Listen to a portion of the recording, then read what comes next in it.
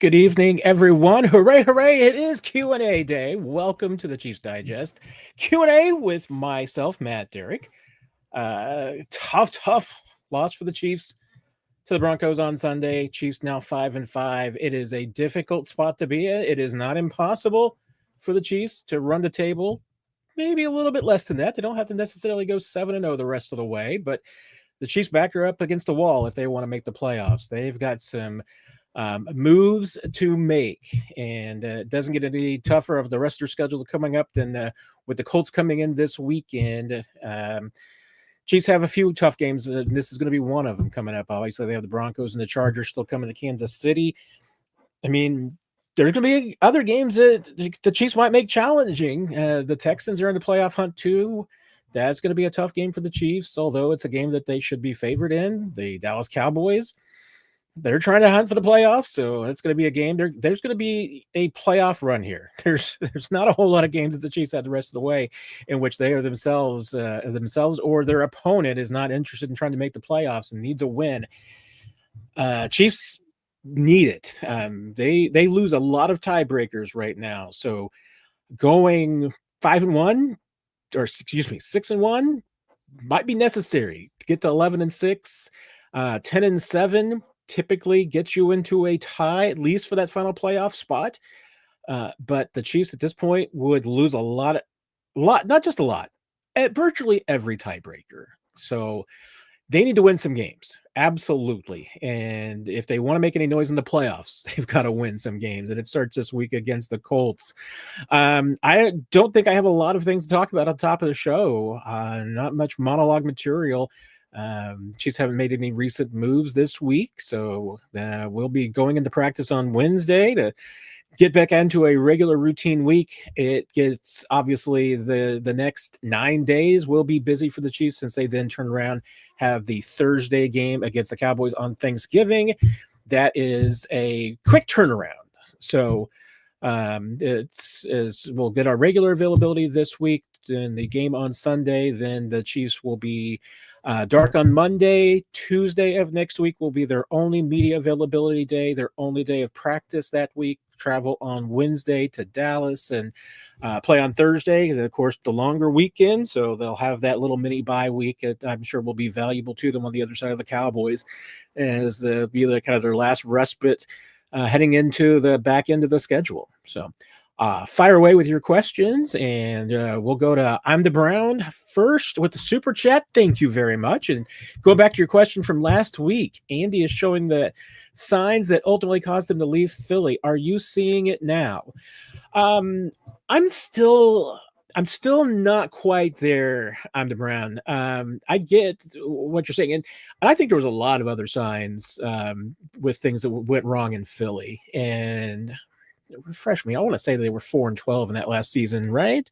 Pull it up just to make sure I'm not talking out of my behind. But I feel like they were 4-12, so the Chiefs aren't going to be in that kind of category. Hey, and ultimately, that final year in Philadelphia went wrong for a lot of reasons. Obviously, there was the personal issues. I think even Andy would admit the strain of the. They were 4-12 that year, and I think Andy would admit the strain not only just from the family issues off the field, the challenges of being the de facto GM and doing it all by himself, which he does not have in Kansas City. There was, hey, is this going to be maybe comparable to the 8-8 year in 2011? It could be. I mean, Andy had a couple of 8-8 years, and if the Chiefs do end up finishing 9-8 this year, 8-9, that kind of category, I would say it's a concern, because they wouldn't be doing it with a quarterback injury, which is the way that only way I would have thought that the Chiefs won anything less than 10 games in a season. I've also have believed that the Chiefs were capable of winning games without Patrick Mahomes in the past if they needed to. I'm not sure that's the case this season, so I'll be with you on that page right there. But I think there was a lot. I mean, and it took a couple of years before Andy got to that point in Philadelphia. But I don't see all of the similarities. I definitely see where you're coming from. But But hey, are we seeing this team tune out of Andy Reid? I'm not seeing that yet. I don't see any evidence of that. A legitimate question is Andy more worn down at this point in the season than he's been in the past? Possibly. I mean, I don't think it's fair for me to make that judgment because I am not around the man all the time. We get what, 10 minutes in person on a Wednesday, 3 minutes in person on a Friday, maybe another 10 minutes on a Sunday. So maybe 25 minutes tops in a week, a 10-minute Zoom maybe on a Monday. I mean, I can't say that we're getting a lot of time with him. I don't think that's enough to make a judgment on what's happening 24/7 with Andy Reid. But is he bound to be, less energy or having things just catch up to him at this point, 67? Yeah, I mean, I'm sure that things are catching up with him.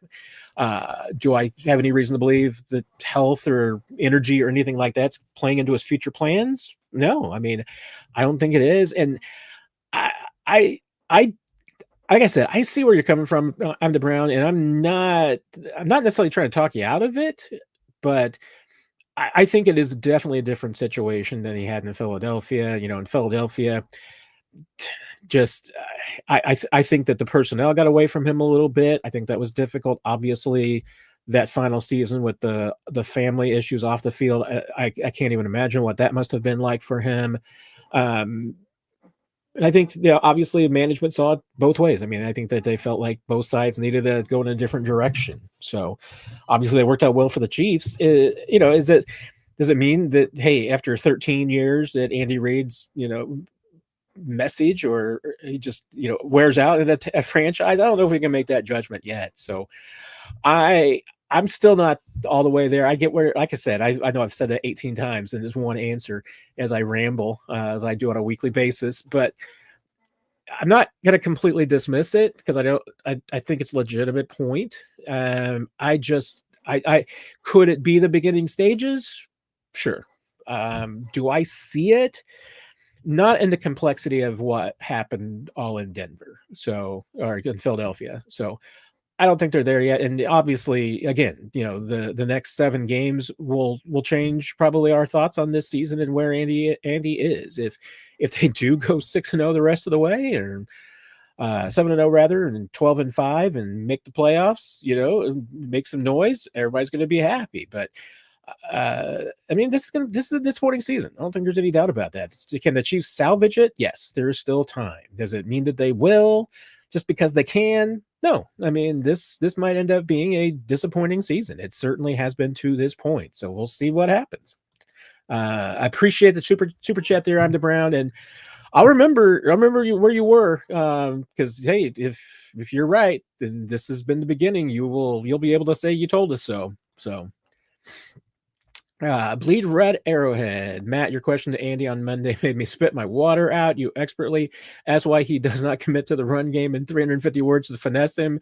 I wasn't trying to make dance moves there. That was not. I wasn't trying to even finesse it. I was just trying to, give some background to the question. It's. I was trying to make it a fair question and try to just give him the direction about where I was coming from or where my thought process was, rather than just, spit it out and say, hey, 70-30 split versus Broncos run pass run split. What's up with that? I kind of wanted to give him at least some context of what I was thinking, and he tried to. I mean, at the end, obviously he said he I'm trying to give you something to write about. So I mean, that's at least a helpful source. But I wasn't trying to do anything to set him up or anything like that. So I hope it didn't come across that way. I mean, I don't think you meant it that way, but I was trying to be fair, and like I said, just put the question in the context. So I hopefully it came across that way. Chris, is 2025 just a one-year Super Bowl hiccup style lost season, or does it represent the end of an era with a complete house cleaning coming in 2027? So I assume you're 2027, not 2026. You're anticipating one more year and then the house cleaning. I think there is not necessarily going to be a house cleaning, but I think that there's going to be probably some change in the organization just organically. Hey, if rumors are to believed, Steve Spagnuolo is going to get a strong consideration and shot at the head coaching job in New York. I mean, maybe that won't come to fruition. Maybe the scuttlebutt is false, but it certainly seems like there's a lot of smoke in that direction. We'll see what happens. But if Steve Spagnuolo were to go to the Giants as their new head coach, it would create an interesting situation in Kansas City. We talked about it last week a little bit, that if Spags left Kansas City, who would be the next coordinator? And I mean, there's probably 5 names at least. Andy Reid's probably got more on a list in a drawer that if he ever needs to hire a new coordinator, he's probably got more names on it than that. But if the Chiefs miss the playoffs this year, I think there will be some additional house cleaning. I mean, Andy Reid said, going back to the combine after his first appearance after the Super Bowl, that said everybody's got to be accountable for what happened in the Super Bowl last year. And that meant going into this season that you got to take responsibility for the things that you owned in the Super Bowl loss and fixing them in 2025. And I don't know if that's been completely done everywhere. I can absolve most of the defense. Offensively, as well as the Chiefs have played, there's been inconsistencies. Defense has been inconsistent at times too, and I think most of the accountability is more on an individual basis. But I mean, there's a lot of things with this Chiefs team that's just not right. I mean, they don't run the football well. And that's systemic. It's not that necessarily that they've got bad running backs. I think they have limited running backs in some ways that are just not as explosive as they once had. They've got a young guy who might be explosive, but probably isn't ready yet. Are they the best run blocking team in the league? Numbers would again say no. The wide receivers have been inconsistent. Everything's been a little inconsistent. I think even Patrick Mahomes has been inconsistent this year. So there's going to be a lot of work on the offensive side, and that will probably extend to the coaching staff. So if the Chiefs miss the playoffs, Chris, I think there'll probably be some changes. I can't imagine that things would just be same as is. And like I said, some of those may be necessitated because of people leaving for other jobs elsewhere. Like I said, Spags leaving would send off a chain reaction. Matt Nagy leaving might set off a chain reaction. There might be just other positions that you consider, as far as what's going to happen. So if the Chiefs make the playoffs, does it save everybody's job? Not necessarily, because again, changes, guys could leave on their own, and that would set off its own changes. And hey, there might even be more if a coach from this staff is hired. He may take some people with him. So there may be a lot of change in this offseason, and maybe that's what's needed. Who knows? Let's see what happens. But I mean, and there's certainly no indications at this point that the Chiefs consider this a lost season. I mean, what happens in the final 7 games is going to depend on how they really shake it all out.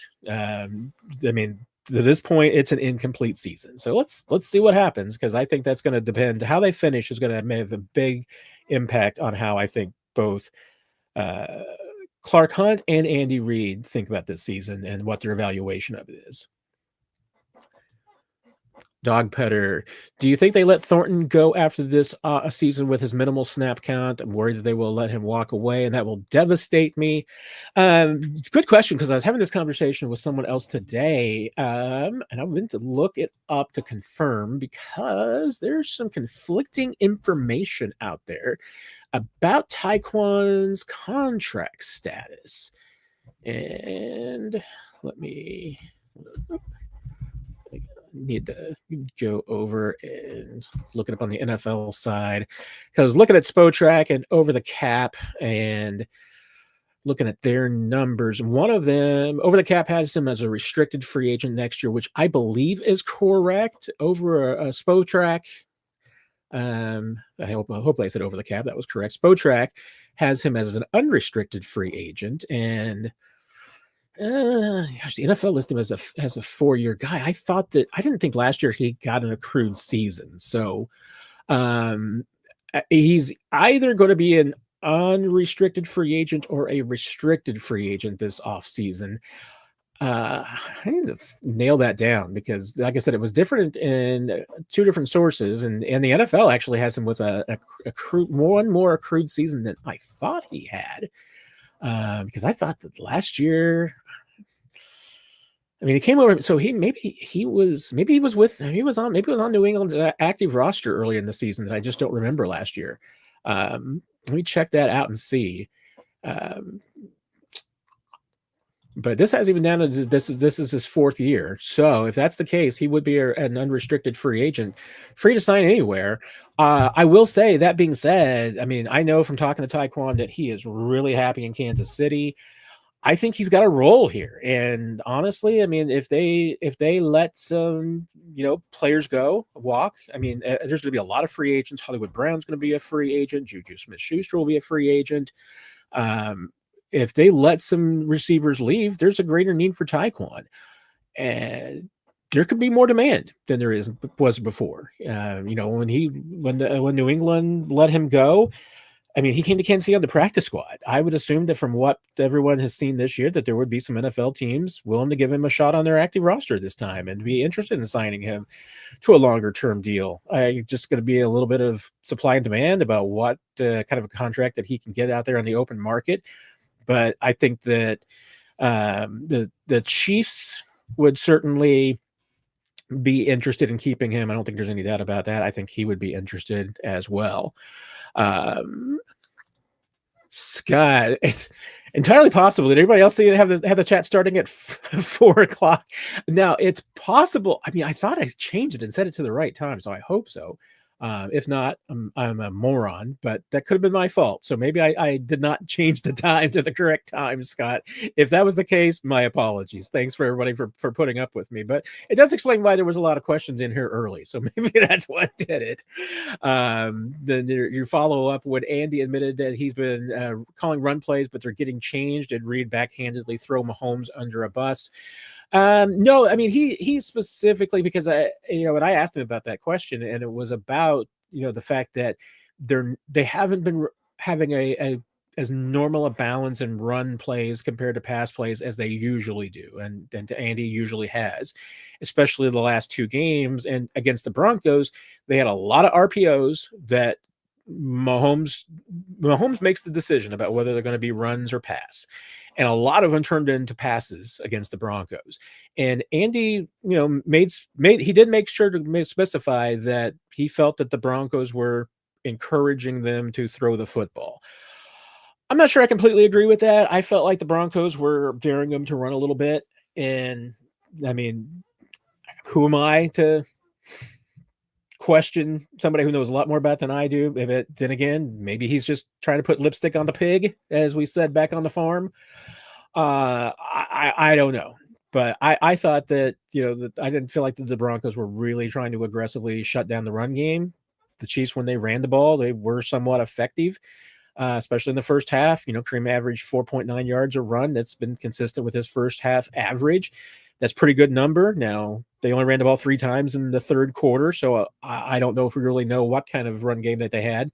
And they didn't run the ball much in the fourth quarter either. So, but no, I mean, he specified very specifically, Scott, that, that he felt like Mahomes made the right decisions to opt for the pass options instead of the run in those situations. So no, he made sure he took care of his quarterback. Now, does that mean that all the decisions were right? Your mileage may vary on that one. And your second question, which contract will Veach regret more when they are said and done? Juwan Taylor's or Chris Jones? Jones' contract looks worse every week. I'll be honest. I imagine they won't regret either one. They're both very different. With Juwan, they were in a situation when they signed Juwan. Remember, they had virtually no tackle under contract. They certainly didn't have anyone that was capable of starting an NFL game, and they essentially just went out on the market that year And so that would have been 23. He went out and said, okay, in their judgment, who is the best offensive tackle on the market? By their judgment, it was Jawan Taylor. They just said, hey, name a number. We're going to match it, because they were desperate. I mean, they had to have somebody. So did they overpay for Jawan? Probably. Do they regret it? I mean, I guess it would be more apt to say that I bet that Brett Veach regrets getting in that position. I think that he would have, maybe he does something differently with Orlando Brown. Maybe he does something differently with Andrew Wiley. I don't know. I think that those are the decisions that he would probably change if he could go back. When they signed the Jawan Taylor contract, I mean, they did what they had. They felt like they had to do. And did it work out for them? I mean, they won a Super Bowl and they got to another one. So it wasn't a complete failure. It's a lot of money, though, Scott. I mean, there's no doubt. And it's going to affect him next year when he probably won't be on the roster, because there's going to be some dead money next year. Chris is more interesting. I mean, will they regret it? I don't know that they will necessarily regret it, because I feel like it was something that they felt like that they had to do. That, I don't know. I mean, you could certainly argue with me and say that, hey, that maybe the Chiefs still could have won a Super Bowl without Chris Jones 2 years ago in 23. Maybe they could have reached a Super Bowl without him last year. I don't know. And I get, I mean, and there's no doubt. I mean, it's science. It's just the way our bodies operate. Chris Jones is on the south side of his career arc. So he's not going to be getting any better. We'll see how long the decline is. I mean, he may end up at a level that's a productive level for a while. I don't know. Is he going to be worth the money? No, because he's making money to be paid like one of the best defensive tackles in the league. And is he that anymore? Probably not. And it's probably me being a little generous. I should probably just go ahead and say that no, he's not one of the best defensive tackles in the league.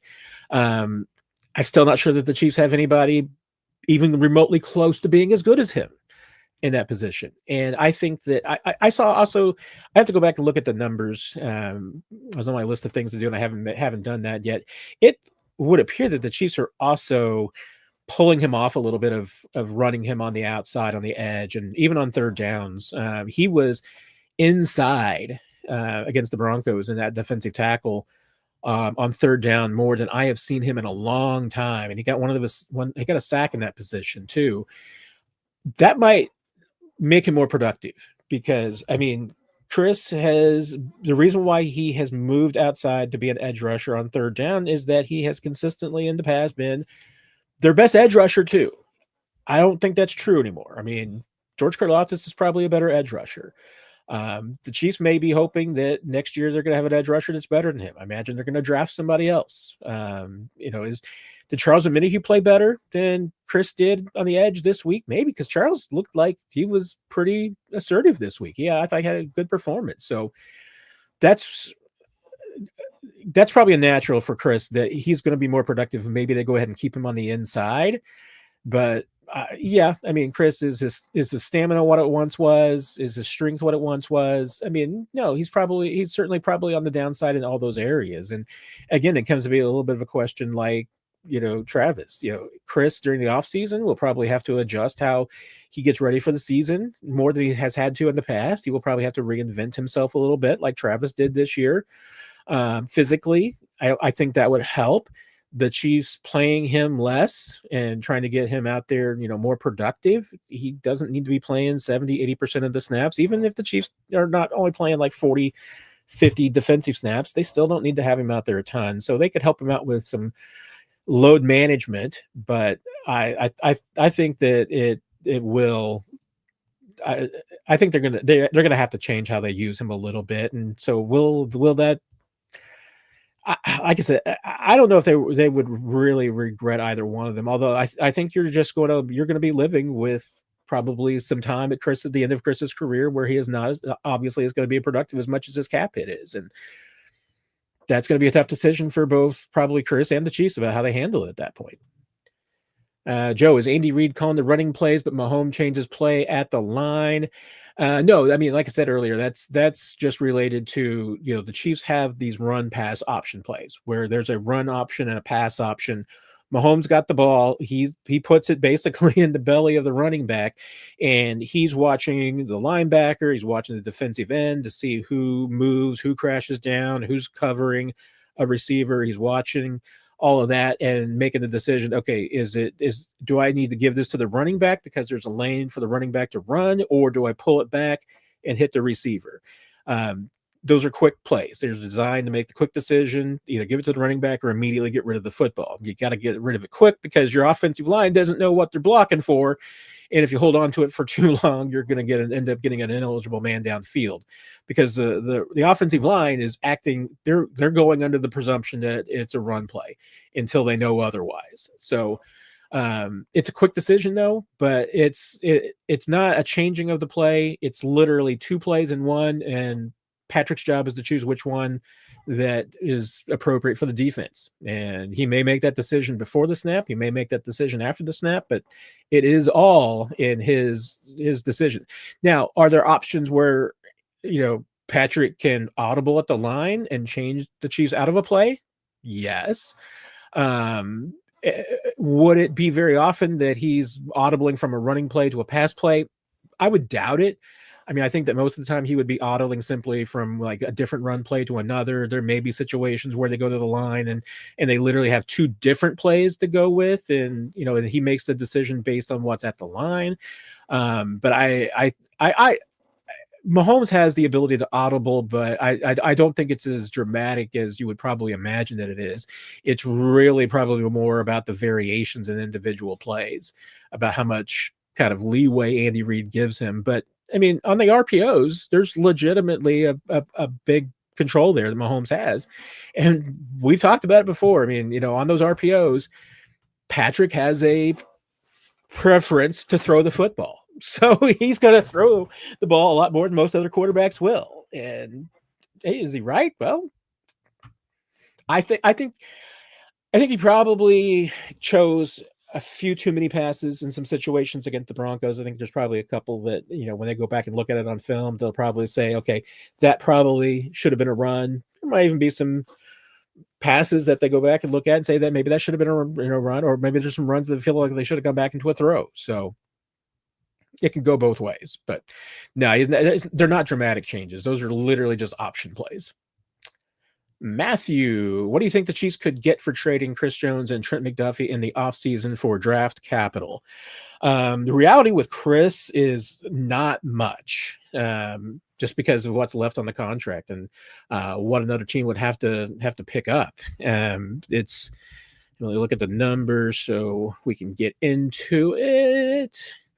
I will say, as I'm looking for this, you can get more for Trent McDuffie, but don't let the Sauce Gardner deal be a baseline for you. Sauce Gardner is going to be above and beyond what the Chiefs could get for Trent McDuffie because the Jets already signed Sauce Gardner to a deal. They're eating a good chunk of his. They're eating that signing bonus that he got, all of that. So that's a number that another team is not going to have to pick up.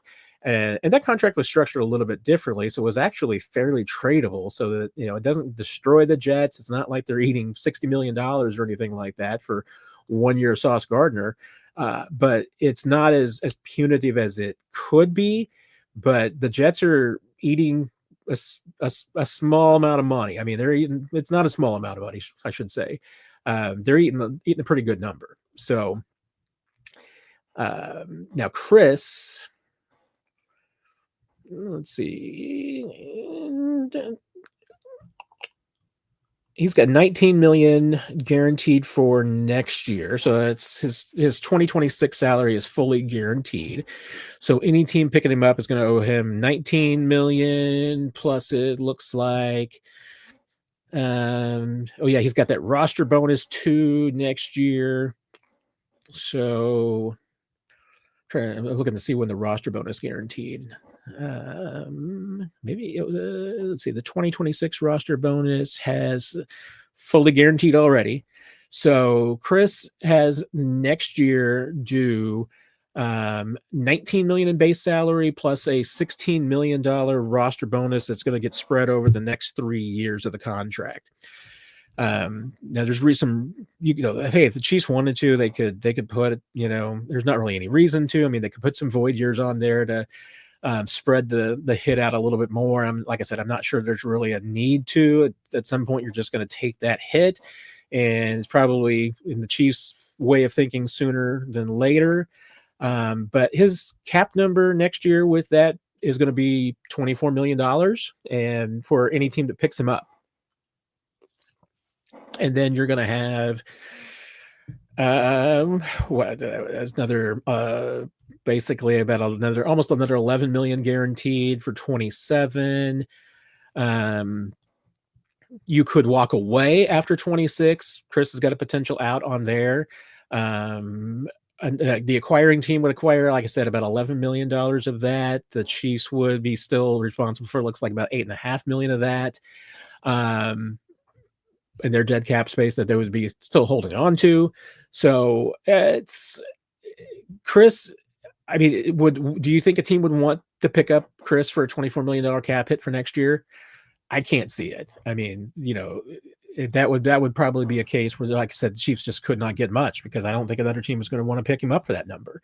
I mean, in the way it's structured, I mean, unless Chris has a dramatically different season next year, I mean, this deal is designed for the Chiefs to get out of after 2026. So, I mean, they've got another year. Now, like I said earlier, I mean, if Chris does what Travis did this year and has a different off season and maybe prepares himself differently and reinvents himself physically and training wise, there's potential that, maybe he can have a renaissance. Chris is good enough to do that. I don't think there's any doubt about that. He is good enough to do that. Just whether or not his body is cooperative and whether he's got the gumption and the effort to go put into it. But I think he can do it. So now McDuffie, I think it's a little bit harder for me to judge. I think that because what an acquiring team is going to get is the 5th-year option for Trent McDuffie, which is very affordable. You would get the franchise tag possibility for 2027. So you'd have technically 2 to 3 years of team control with a second tag. That would drag things out for a while, and the second tag's pretty expensive. So you could really only, acquiring team, you're going to think of it as far as just a potentially 2-year acquisition, or what you'd really like to do is acquire him and then sign an extension. But you're going to be responsible for all that money. And now remember, let me pull it up, and probably I need to bring up the comments. We have been putting the comments on the screen, and I forgot I really liked that, so I need to pull that up. But let me.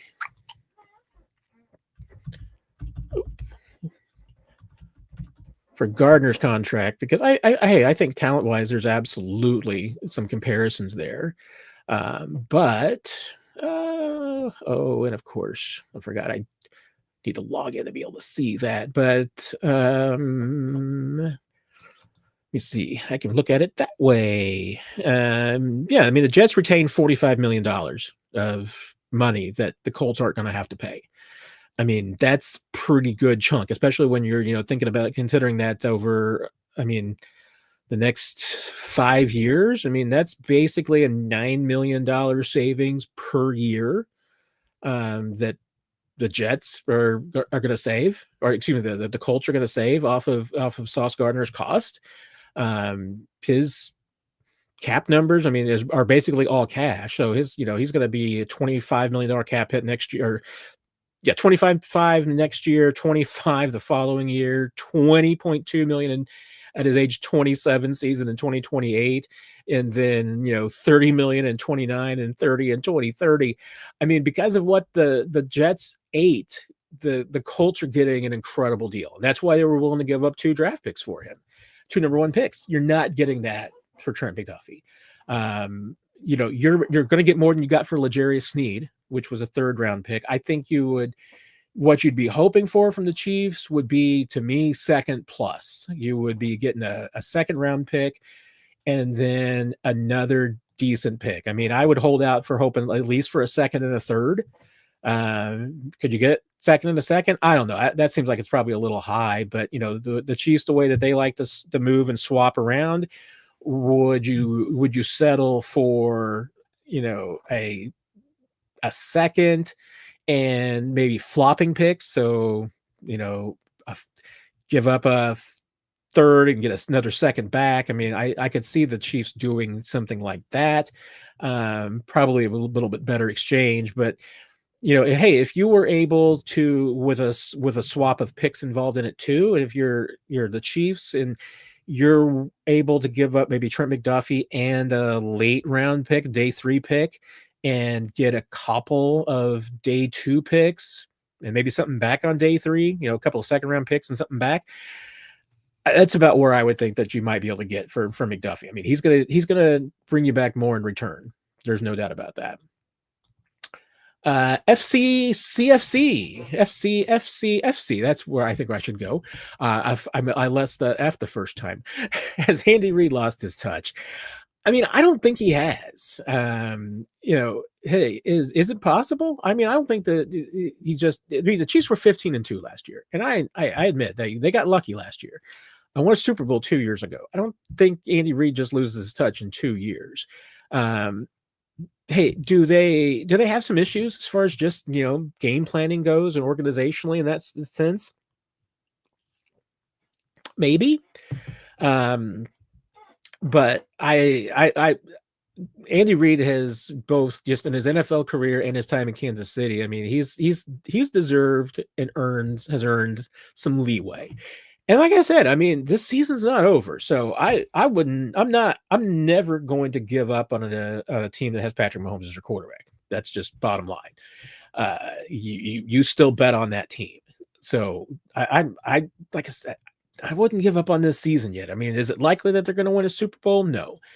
But I don't think Andy Reid's lost his touch. I mean, hey, could he benefit from having some new voices in his head and in the coaching staff, maybe some fresh takes? Yeah. And he's been willing to do that in the past. So I don't see any reason why he wouldn't do it again. I think he should do that. They haven't done it in a while. They did it when he brought in Alex Smith, combining people's names.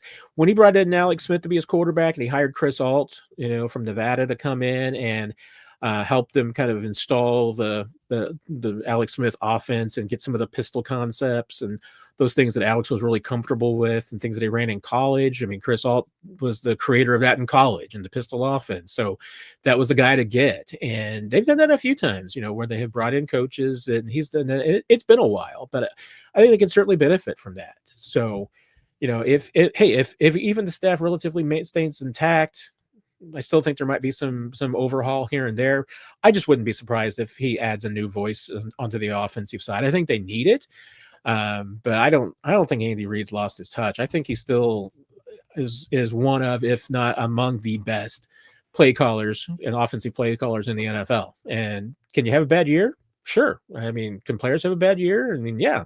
Have the Chiefs been unlucky? Maybe it's just a little bit of a bouncing out from last year, a regression to the mean. I'm not a big fan of that concept because I think good teams win close games and average teams split close games. This team is not. I don't think this is a bad team. I don't think this is a team that should have lost, 5 close games. I mean, they should be better than that. So I can't. I should realize. Yes, I know. I get the the feedback on rambling. That's a good example of my rambling. Yeah, I can't. There's no other way. I found that 18 different ways to say Andy Reid has not lost the touch. So I should just move on. Keith, appreciate the kind words there. Yeah, if the Chiefs, if they had a top 20 pick, a running back or a pass rusher. I mean, top 20 pick, your probably best value there would be a pass rusher. I don't think there's any doubt about that. I mean, if you're going running back in the top 20, it's going to have to be somebody elite. I'm not a huge fan of spending that early capital on a running back. Now, like I said, your mileage may vary, but I think it would, and this is just randomly, not without even looking at next year's draft class and what running backs are going to be out there, what edge rushers are going to be out there. But top 20, almost consistently your best answer is always to go pass rusher and edge rusher in that spot. You may also be wanting to look at defensive tackle in that spot because need to be ready for life without Chris Jones. So I think both of those are needs. Running back, yeah, I mean that's more of a if you can get an elite player, but it's to me once again, like I said, it's got to be at the right spot, right value, and I think top 20 for a running back is not great value to me. So I would prefer to get somebody further back. But again, you you got Brashard Smith, you got Isaiah Pacheco in the 7th rounds because those were players that had something wrong. I mean, there was a reason why they fell back that far. I mean, a lot of people thought Brashard Smith had 4th, 5th round talent. I mean, that's where the Chiefs had a grade on him. And so they felt like they got value in the 7th round, but there's a reason why he fell. And that reason you kind of have seen is that he's undersized. So, I mean, he's 5'10", a little under 200 pounds. If he puts on some weight without losing his explosion, that would be great for the Chiefs going forward. But he's only played running back 1 year, so there were flaws, or at least things about Brashard Smith that made him fall in the draft. So if Brashard Smith had played 3 years of running back in college and had done it at a high level, and been 1,000-yard running back 3 times, he's not going in the 7th round. I mean, he would have gone much higher, and maybe he's going to turn into that. Maybe he's going to be able to play himself into that. But I mean, if you want an explosive running back, you're going to have to draft him earlier than the 7th round. Doesn't mean you have to go in the 1st. You can still find explosive players 2nd, 3rd rounds. But I mean, if you want a true difference maker, not somebody that you're casting a little bit of a wish on, you don't have to take him in the 1st round, but you probably need to take him on night 2 at least, and maybe early day 3 at the latest. Tyler, someone on 610 Sports Radio said Simmons will be speaking to the media tomorrow. Is this true? I have not seen. I was looking to see if we got the official schedule. We were told that we will get, and let's see. It is not specified on the schedule, but we were told that yes, that we were going to be getting Josh Simmons early this week. So since we have not gotten him on either Monday or Tuesday via Zoom, I would interpret that as being Wednesday. That would typically be what was meant by that. And so, yes, I do think we're going to hear from Josh Simmons on Wednesday, unless there has been anything unexpected or there's something else going on. But that is the plan. Scott, Xavier Worthy has 1 touchdown and less than 300 yards receiving. Has Worthy failed to the big year 1 to year 2 step everybody expected? To me, he's starting to look a little like Cole Hardman on steroids. I'm not in that ballpark at all. I've heard some people who feel like that this has been a step backward year for Xavier Worthy, and that he has underperformed. And by expectations, probably, especially for what he did last year, certainly. There's still an excellent chance that he could still rebound and put up some really good numbers this year. But you have to remember a couple of things. I mean, one, obviously, remember the injuries, and no excuse. I mean, it is what it is, but there's no doubt he missed some playing time. So we missed a couple of games. He's not been 100%. In addition to the shoulder, he's also been dealing with an ankle. Now, is that a little bit of the cost of doing business when you draft a player that's 170 pounds, 175 pounds? Yeah. So, that was the concern about Xavier Worthy. Now, last year when everybody got hurt, Xavier Worthy was the only guy who didn't get hurt. and that's also plays a little bit into this too, in that, Xavier Worthy got some production last year, but he had to get because there was nobody else to get it. I mean, he just had to play and he had to get everything. I thought going into this season, there was a reasonable chance that Xavier Worthy could have a better year than he did as a rookie and still not put up the same numbers, because he's going to have Rashee Rice. He's going to have Hollywood Brown. I think Tyquan Thornton has, to this point, exceeded expectations, and he could still. I mean, if the Chiefs make some adjustments, he could be continue to make some more contributions. Travis Kelce is having a better year than I think anybody expected. So that's why I felt like, once again, I mean, that Xavier Worthy could fall short of last year's numbers and still be taking a step forward. And the only thing is that, hey, if what Buffalo's observations were true, and there's some legitimacy to that, are there things that Xavier needs to work on? 100% without a doubt. Is he a complete polished receiver to this point? No, not yet. And I get where he was taken and what the expectations are, but let's face it. I mean, the expectation is that Rashee Rice is this team's number one receiver and Xavier Worthy's number two. And with his offense, I mean, I think you're absolutely hoping that he becomes a 1,000-yard receiver. He should become a 1,000-yard receiver. If it doesn't happen this year because of the shoulder injury and the ankle, that doesn't worry me. I would be more worried about year 3. But I think he's a better receiver than Mecole Hardman was, but we'll see what it proves out to be. But right now, if you gave me Mecole Hardman at this same point in his career or Xavier Worthy, I would take Xavier Worthy right now. I think he's got the more sustained future success. Tyler, thoughts on the Chiefs appearing to have zero interest at all in Colin Saunders? I was not surprised. I didn't think that. I mean, I thought there was a chance that if they had interest in Colin Saunders, it would be on the practice squad just to bring him in and see how he looks and everything. I think there's two parts of it. One is I don't know for sure what Colin's playing at these days, but it looks like it's more than he was with the Chiefs. And he slimmed down a little bit while he was with the Chiefs. And so it looks like he's kind of bulked up a little bit. I think it's been designed to make him a bit more of a run defender than a pass rusher. I mean, when he was with the Chiefs, they kind of favored making him a little bit more of a pass rusher than a run stuffer. I mean, he played both, but they considered him more of an inside rusher than a true run defender. But I think since he's left Kansas City and in Jacksonville, it looked like he was playing a little bit more than at a weight than he was with the Chiefs. And there's no doubt. I mean, he didn't play much this year. When he did play, his tape wasn't great. Wasn't as good as it's been in the past. And I mean, hey, he's 29 years old, and Colin, he's a great dude. And everybody in that building loves Colin Saunders. There's no doubt about that. If it was down to that just alone, he'd be in the building. But it comes down to being able to play. And I think the Chiefs just felt like that for what they need, that he's just not the right time at the right point in his career. I mean, it stinks because I like Colin. He's a good dude, and I think he'd be a great teammate again.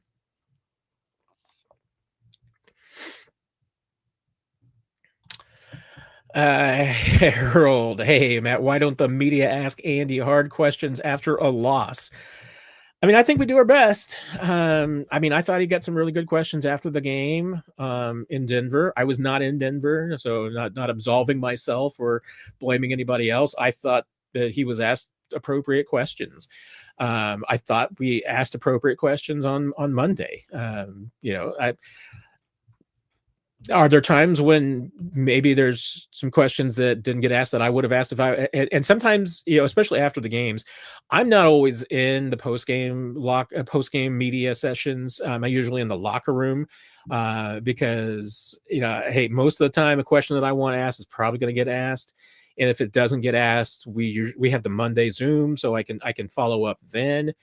I think we do, and I'm not sure that I feel necessary to defend us or my colleagues or anything. But I mean, are we New York or Philadelphia media that's going to be more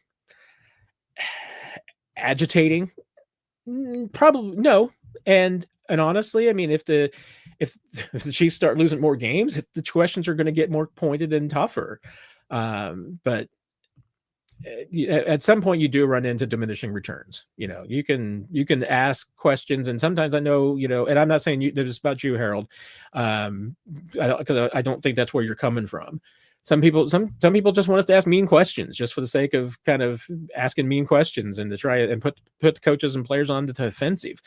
I don't think that gets you the best answers. I mean, I think what you're trying to do is to ask insightful questions that try to get to the heart of the matter. But the reality of it is that, especially on podiums, coaches and players don't give very good answers. And so do they not get very good questions because of that? Maybe it's a cyclical thing, but I think we all do it the best way that we can. Are we perfect? No, we're not. And do we all have bad days? Maybe collectively, possibly. I'm not going to rule that out. So we try. I mean, I speak for myself. I mean, I think we all try hard. I don't think there's any of my colleagues that I would point to and say, hey, that person doesn't try to ask tough or insightful questions. I think we always try that. FC. Why does it seem so glaringly obvious what the issues are, but the lack of any urgency to fix them? Is it arrogance, stubbornness? I struggle to believe it's a talent problem right now. I mean, I'm not trying to put you on the spot here, FC, but fire away with what you think the issues are. I mean, I have my opinion on what their issues might be, and that doesn't mean I'm right. And the Chiefs might be conflicted themselves. Maybe they've got about 8 different reasons why they think that they're struggling. I mean, Andy Reid's obviously, his predominant answer so far has been that they're off, that they're not executing. That he's obviously taken it on him, saying, hey, he can put the guys in better positions, and he can. That's an absolutely true statement. Can the players execute better? Yes, that's a true statement. I mean, are there problems that they can't fix? I mean, I think that there are. I mean, they've got some positions where I don't think that their talent is necessarily what they want it to be. I don't think that they have the running back room that they want it to be. I think they would like to have, whether it's different corners, better performing corners is probably the correct answer. Would they like that behind Trent McDuffie? Sure. How do you get that? How do you get those fixes? I don't know if I think the urgency is there. I think you'd be surprised. I mean, especially behind the scenes. That's why I say I was really surprised. I didn't think the Chiefs came out flat against Denver. I thought they came out with a lot more fire than they did against Buffalo. But I thought that there was a lot more intensity last week in that locker room on the practice field. I thought there was just a little bit more pep than we've seen from this team, heading into the bye week. And so I expected a little bit more. I mean, I was surprised that there was as many errors as there were from this team in that game. So, and I'm going down to your, because I know you replied FCFC, so I was going to give you a chance to fire in there. I think one of the issues is how badly the interior, and there you go. I mean, you and I are completely on the same page there. So hey, was it stubbornness that they weren't able to get a deal done to bring in, Breece Hall? I don't know. We've heard the Jets side of things. I mean, honestly, we haven't really gotten on the record, off the record, that it's, was the Chiefs' end of it? Was it strictly just a third or a fourth? I don't know. I mean, usually, like I've been saying, usually in those cases, it's the truth is, what both sides have their version of the truth, and the reality of it is somewhere in the middle. And I'm not sure that we've really gotten a good handle. I haven't necessarily gotten a good handle on what the Chiefs side of that proposal was and what they were willing to give up, what the Jets were looking for according to them. Was it a difference between a third and a fourth? Maybe. Was it something else? Possibly. Could the Jets have just changed their mind and want to blame the Chiefs and say, yeah, it was their fault, not ours? I just decided we were going to keep Breece Hall. I don't know. Who's to say? But if you want to say that was their stubbornness, that they didn't make sure to get that deal done, or you were saying that they're arrogant enough to think that they were good enough. I mean, because I do. I think the running back situation is not what they want it to be. I think they'd like to be better in that spot. So, hey, did they make miscalculations in the offseason? Probably. I mean, I think obviously they came into this season with Elijah Mitchell and Brashard Smith, thinking that was going to be enough to get the room done. Now, do I know that the Chiefs were continuing to look for ways to try and upgrade that running back room? Sure. I mean, that goes all the way back to the summer. I mean, they had been looking out for the right piece to maybe bring into that running back room all the way through the trade deadline. So it wasn't for a lack of trying, but hey, do you want to fault them for maybe not pulling the trigger? That's fair. I mean, I'm not going to have any problems with that. But I don't know when it comes to, I mean, I have a feeling like there's some things that I think that they could do differently, or maybe they should be doing differently on the offensive side.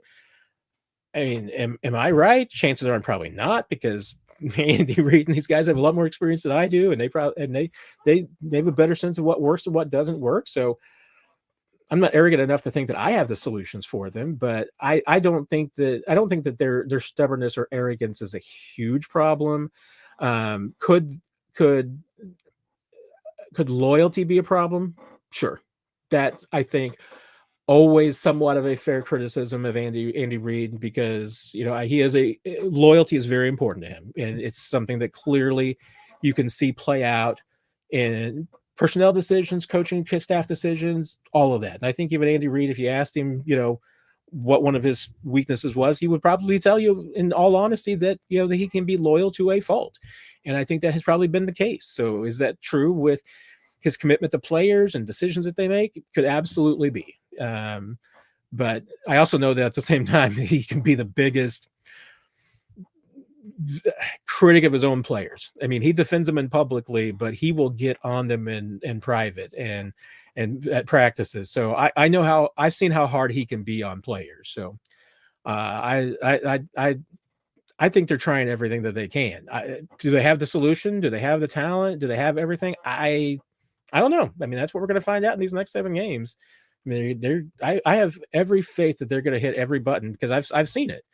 I know they're going to try and hit every button and pull every lever to try and turn this thing around and try to fix this thing over the next 7 games. Can they do it?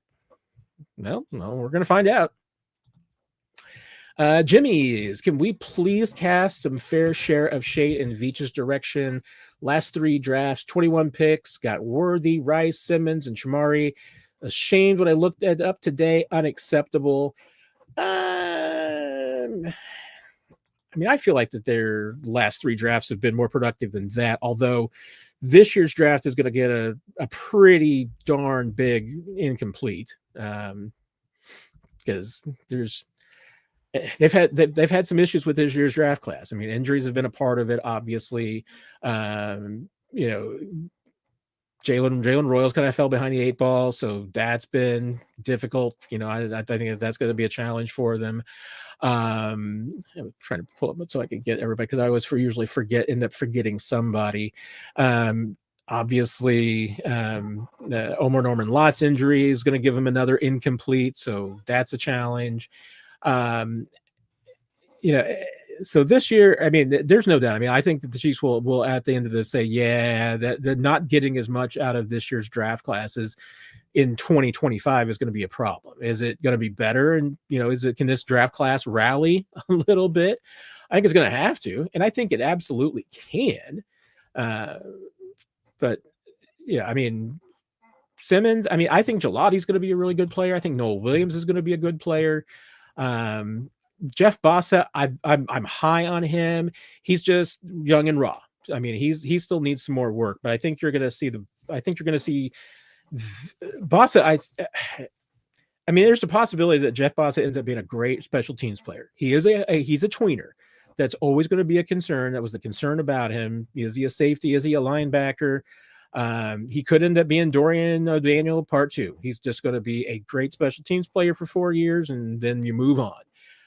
But I think he's got some talent. I think he does. And, I still have high hopes that maybe we're going to see something more of Rashard Smith this year. Jalen Royals, Omar Norman Lott, those are both kind of incompletes for this year. You're going to hope for more for next year. And this has been a weird year. I mean, you got obviously the Simmons issue. I think this year, I think there's a little bit more in there than you're thinking, especially for the longer term. I mean, hey, in last year, I mean, Worthy right now, Kingsley, for being what he is, I mean, if he ends up being a late 2nd round left guard, that's pretty good left guard. I don't think that's a bad pick. Wiley, yeah, I mean, that's an incomplete because of the injury, and that's going to hurt just depending on how much or how little you get out of him. I'm still trying to figure out what the Chiefs are doing with Jaden Hicks, because I see a lot more there than I guess the Chiefs do, but once again, I mean, Spags and Merritt know what they're doing, but I still don't understand why that kid does not play more. I still think Hunter Norzad's going to be a starter in this league. He's just got some guys in front of him that have been drafted higher and have been around a little bit longer, but I think he's got an excellent chance to be a starter in this league. Kamal Hadden was a terrible pick. No defense there. I think Brett Veach will own that one. That was just some bad either assumptions about maybe the character red flags, misjudgment. I'm not sure, but that was a bad pick. Rashid Chamari, and 2023 draft, I'll give you, it's not as productive as it could have been, and I still feel like with the Felix pick, the Chiefs were between a rock and a hard place. That was the absolute just bad time to have the draft in Kansas City. That draft would have played out differently had that draft not been in Kansas City. I'm convinced of that. I don't think Wanya was a bad pick. Just hasn't worked out the way they want it. BJ Thompson, bad luck. I mean, that's just I can't put that on Brett. Kendrick Coburn and Nick Jones. I mean, Nick 6th and 7th round picks, so you can't expect much. But you'd like to be able to have at least one of. You'd like more than one of your day 3 picks to still be on the team. And what they did with Keandre Coburn, I mean, Keandre Coburn's been kicking around the league, so I'm somewhat have reason to believe that there's a reason why that Keandre Coburn did not make it in Kansas City, and I'm guessing that whatever that reason is, it's the same reason that he's bounced around from team to team for the last 3 years. Nick Jones, Nick's still in the league, I think he is, right? With the Giants. So, but 7th round special teams player, that's what you expect to get. So it wasn't a terrible pick, but just not anything to brag about. Has it been as good as the 2022 draft? No, that's a fair point. So I'm not completely poo-pooing Jimmy's. I think it's a little bit, the last 3 years are a little bit better than you give it credit for, but do you need more? Yeah, you need more, especially when you're paying your superstars. You got to hit on these draft picks, and that's the pressure that comes with the job. That when you have superstars and you're keeping them, you gotta hit in the draft because you got to get some players that make no money that are good. Let's see. Sharon, can you provide some insights on game planning? Who, when, timing to observer, play Sunday, team returns Tuesday to review old and next game plan, practice Wednesday, Friday, not much time to develop the plan. So, it's a really good question, Sharon, and because there's a lot of elements to it. And, like one, for instance, as my understanding from the coaches that I've talked to, when you're talking about playing on a Sunday, your prep for the coaching staff really starts like Friday of the week before. So you're almost like talking about like a 9-day development process, because when you put the game plan to bed on Friday, obviously at that point you've executed everything. The only thing you have left to do is a walkthrough on Saturday.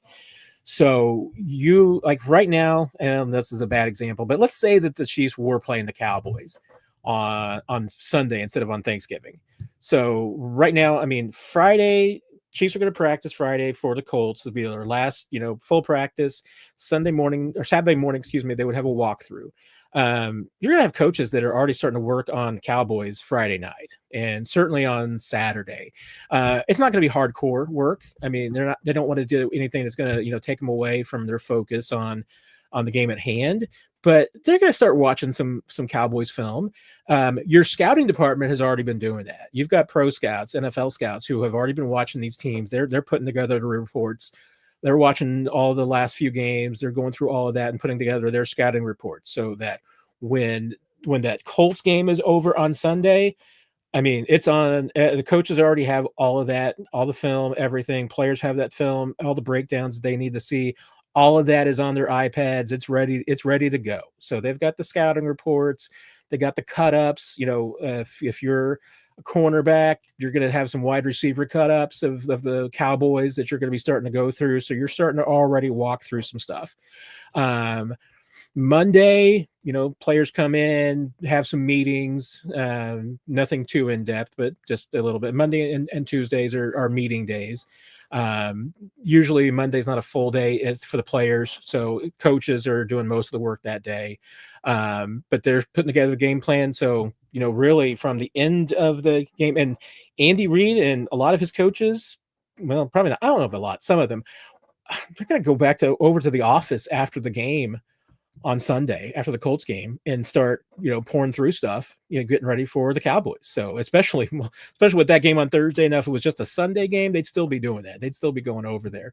And with the Cowboys on Thursday, there's probably even more. I mean, probably every single coach on the staff is going to be over in the facility on Sunday, going through, working on the Cowboys immediately. So that'll be a little bit different, but they would be doing it anyway. So as soon as you're done playing that week, you're starting to look at all the scouting reports, all the film for whomever you're playing next Sunday. Players, meetings, you come in, you're starting to go through prep and everything.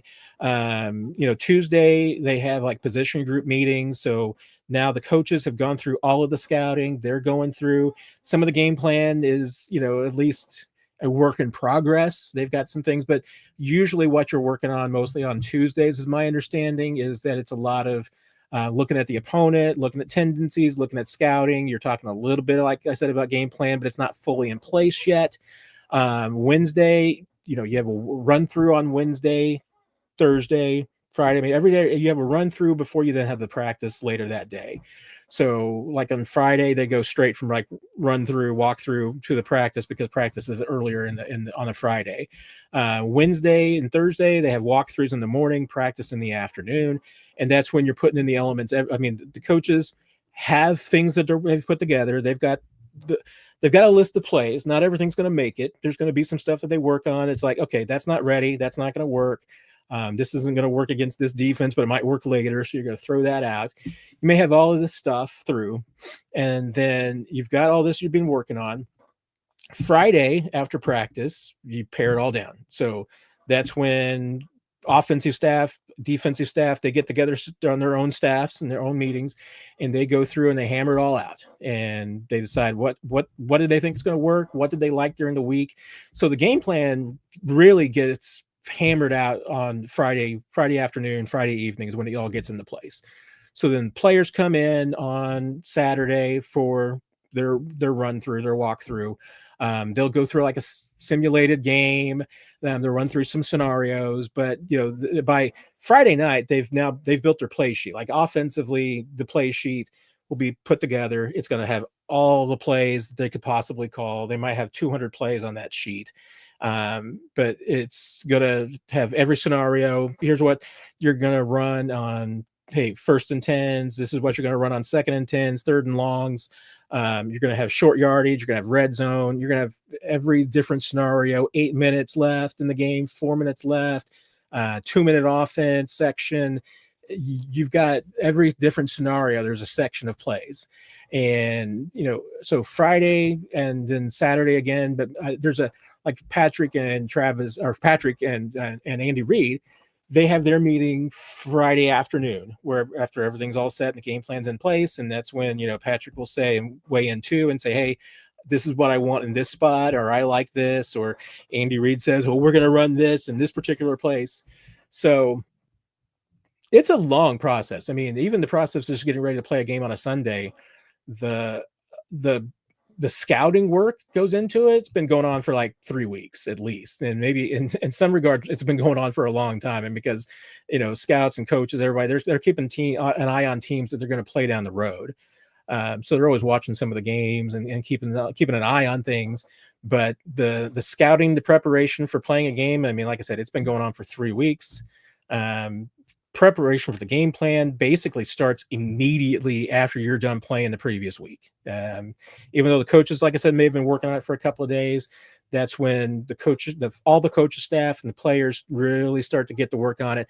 If it's a road game, by the time that the players get on the bus or the airport, and certainly by the time they get on the airplane, their tablets have cut-ups of the game that they just played. so they can see all their plays, go through, see what they did right, did wrong, self scout, all that stuff. They're going to have the stuff film from the Cowboys too, so they can start going ahead and working on that if they want to. That's my Cliff Notes version, best I can do, Sharon. I hope that makes a little bit of sense, but no, it's not a lot of time to plan or develop. And you're really, from the player standpoint, by and large, you're really getting the game plan, starting to get in place on Tuesday. You're on the field Wednesday, Thursday, Friday, and that's when it kind of all comes together. By Friday evening, it's built, and then Saturday you just go through the finer points, make sure everybody's ready to run everything that you're going to run on Sunday. That was my rambling answer, but I tried to get everything in there that I could think of. Thanks for the question. I think this is a great question, Sharon. It might be something that I'd love to, during the off season. I've got some ideas about trying to do some different pods, and maybe I would love to see if I couldn't get like, one of the coaches to come on, maybe a former coach that could come in and talk about some of these topics and kind of in depth and just explain, how it all works. I think that'd be a lot of fun. So I appreciate you bringing that up, because it kind of fits in with something that I've been thinking about. Alicia, having a hard time understanding what changed from the last couple of seasons to now. It doesn't seem like the coaching staff has changed much. So why the issues now? I think it's hard to put a finger on too. I mean, obviously teams change from one year to the other, even if it's largely the same amount of talent. People get older, people get slower. Other guys get better, so you're hoping that offsets things a little bit. I do think that there's something. My point coming into this season was that I felt like the Chiefs were and have been a 13-4 team. They were a 13-4 team in 2023 that had some bad luck and went 11-6. They were a 13-4 team last year that got lucky and went 15-2. That's why I thought this year 13-4 makes a lot of sense, because I think that's the kind of team that they are. I'm still not convinced that they're not. They have had some issues, and some of it's outside their control. Have they had some bad luck in some games? You can certainly point to 2 games and say that dropped passes that turned into interceptions lost them 2 games. And that's just not something that normally happens. The Chiefs literally had a touchdown that they lost, that the ball just bobbled out of the hands and took a touchdown off the board that they were going to have. That Travis had, that drop pass against the Eagles. That play turns around, Chiefs win that game, and you're completely feeling different about things. And that's just literally one play. The interception for the touchdown against the Jaguars, that was bobbled. That Travis, I think it was another Travis one, I believe, wasn't it? That turned into the interception. Those just don't happen. And the Chiefs, that's what happened 2 years ago when, Kadarius Toney and, Sky had a bobble, turned in, and Travis had a bobble. I think they had, what was it that year that I believe Mahomes had 6 or 7 interceptions off throws that Next Gen Stats said were 75% expected to be completions, and they turned into interceptions. That's ridiculous. That just doesn't happen. So, hey, is it bad luck? It's this Chiefs team has had good luck and bad luck. So has bad luck been a little bit more of the problem this year? Probably. Hey, have they made mistakes? Yeah, they've made mistakes. I still go back to what else has changed. Has the perception of the Chiefs changed? Has their own perception changed since the Super Bowl? I think it has. I think that I don't think that teams are scared of the Chiefs anymore. After what the Eagles did, I think that gave teams a lot of insight into the Chiefs that the Chiefs just haven't accounted for.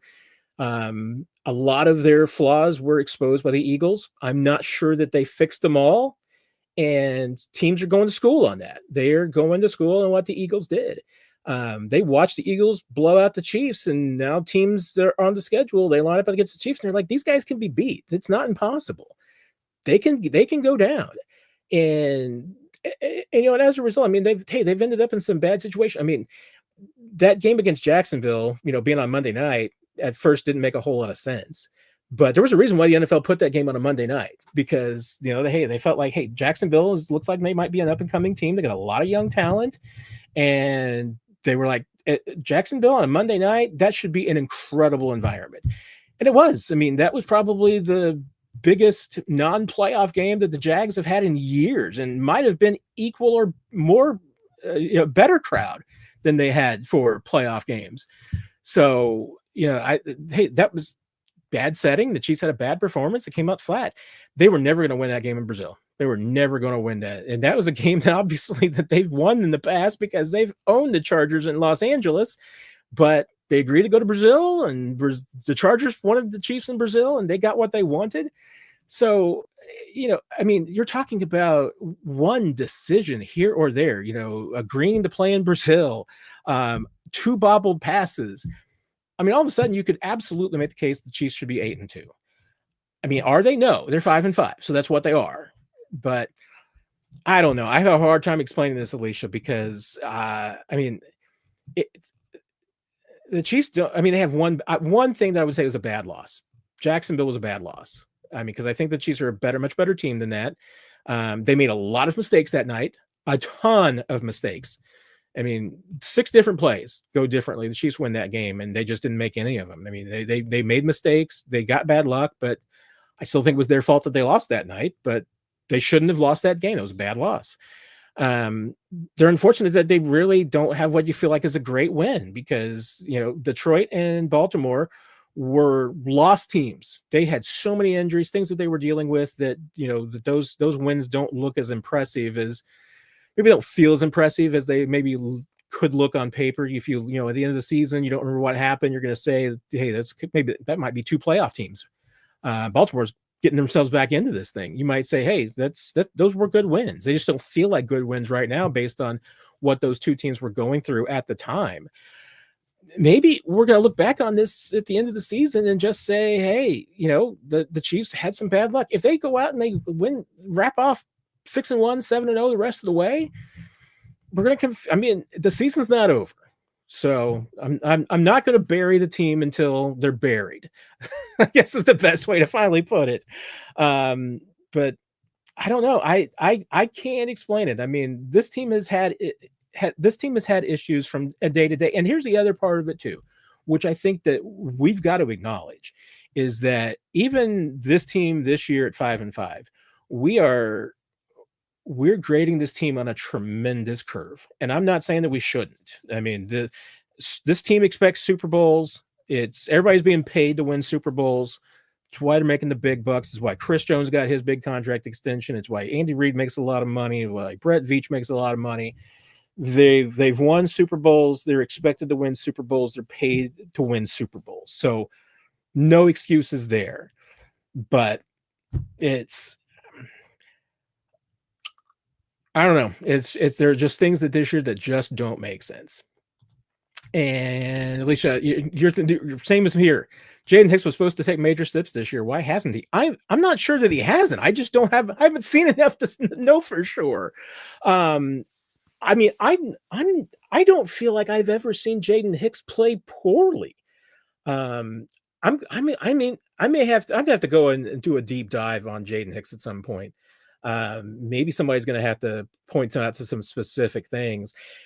Here's the crazy thing, and I've mentioned this a couple of times today in some couple of different interviews, so apologize if you've heard me say this before, but it's evident that one of the problems that the Chiefs have on the defensive side is that they just don't know what their best lineup is, chemistry-wise and performance-wise, and a couple of different spots. I think they know what they've got at linebacker. I think they still have some questions and concerns on the defensive front 4, and they're continuing to tweak things around. That's why I think Chris, playing a little bit more on the inside on passing downs is an adjustment to that, trying to figure out what they've got. They know that Trent McDuffie is their best corner. Not sure that they know anything else. I mean, they know pretty sure Jalen Watson is their second best corner. He's not having as good a year as Tony Romo thought he's having, but he's playing better than he's had in the past. Is he getting that consistency that the Chiefs have always wanted from one of those young guys? Closer, but maybe still not quite there. But I mean, Chiefs don't know who their third best corner is, their fourth or their fifth. It's week 12 and they're still figuring that out. Safety. I mean, if you're going to ask Steve Spagnuolo and Dave Merritt who their best safety is, they're going to say Chamari Connor. And I know a lot of fans don't want to hear that, but that's what their answer would be. So it's going to be Chamari Connor. Who's your second best safety? Who's your third best safety? They're playing matchups. That's what they've been doing. I mean, all year, that safety spot. I mean, and there's times when you can throw the fourth safety in there too, because they bring Chris Roland Wallace into the conversation where he's playing more than Jaden Hicks. I don't know if he's ever had a game that he's played more than Brian Cook, but the Cook's had some games where he plays more snaps than others. I mean, they move those, they adjust those playing time based on matchups, because what they're really telling us is that they don't feel like, outside of Chamari, that anybody at this point has got the consistency to week in and week out be their every down starter number 2 or backup, their dime number 3. And it's a little bit like 2019 in that regard, although the Chiefs kind of figured out their rotations mid-season. But it might have been about the same time. I mean, it was after that Tennessee game when everything kind of came together, which I think that was week 11 as well. Maybe it was a week 10 or 11. Tennessee game in November that they lost mostly because special teams was so terrible that day. But it was week 11 because they won the next 6 games in the regular season, I believe, and finished out the year because they were 6-4, I guess. So they could have finished 12-4 that year. So yeah, they were 6-4, win the last 6, and that was when they figured things out. Was that week 12?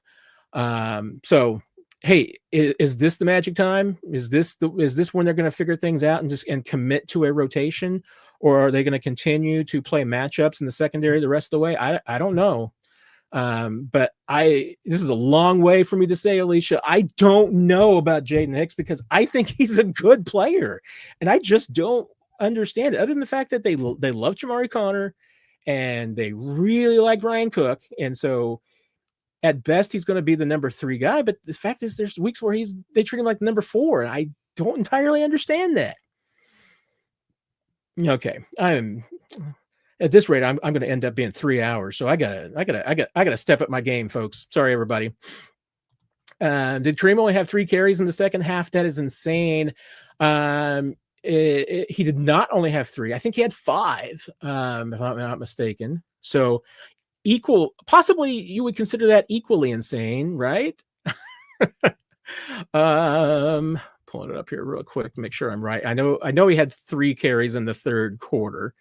And I think he had 2 in the fourth quarter, but I'm pulling it up just to make sure here, and I'm not fibbing. There's a better way for me to look this up, but you know what? We're here. So let's see. How many carries did he end up? I think it was 13. If it's 13, then yeah, he had 5 carries, 8 carries in the first half, 5 carries in the second half. And I mean, and part of that, I kind of get. I know some of that what we're talking about with the issues with RPOs turning into throws and not runs, and so you got more P's than R's. Yeah, probably a little bit of it. Also, I mean, the Chiefs know they looked at the same numbers that we do. Kareem this year, that game on Sunday was a microcosm of his entire season. Strong first half. He averages 4.9 yards per carry in the first half of games this season. He had 4.9 yards per carry against the Broncos. Third quarter, he gets tired, shows being tired a little bit, run down. Maybe the offensive line's run down. Maybe the Chiefs aren't making adjustments, whatever.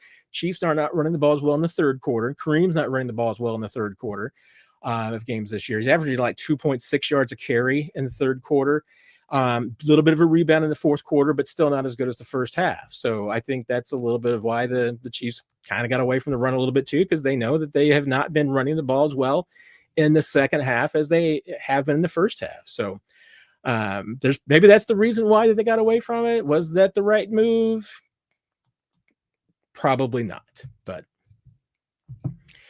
Joe, Chiefs using wide receiver by committee, rotating wide receivers in and out of the game, caused Mahomes not be in sync with wide receivers like he is with Kelsey.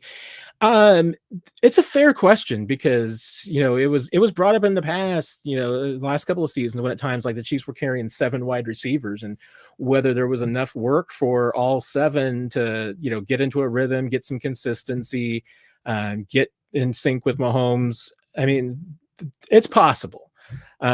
He's never going to be as in sync with any of these guys as he is with Kelsey, just because he's played with him too long. I mean, he's going to have to play with some of these guys for 5 years before they have the kind of connection that he has with Kelsey.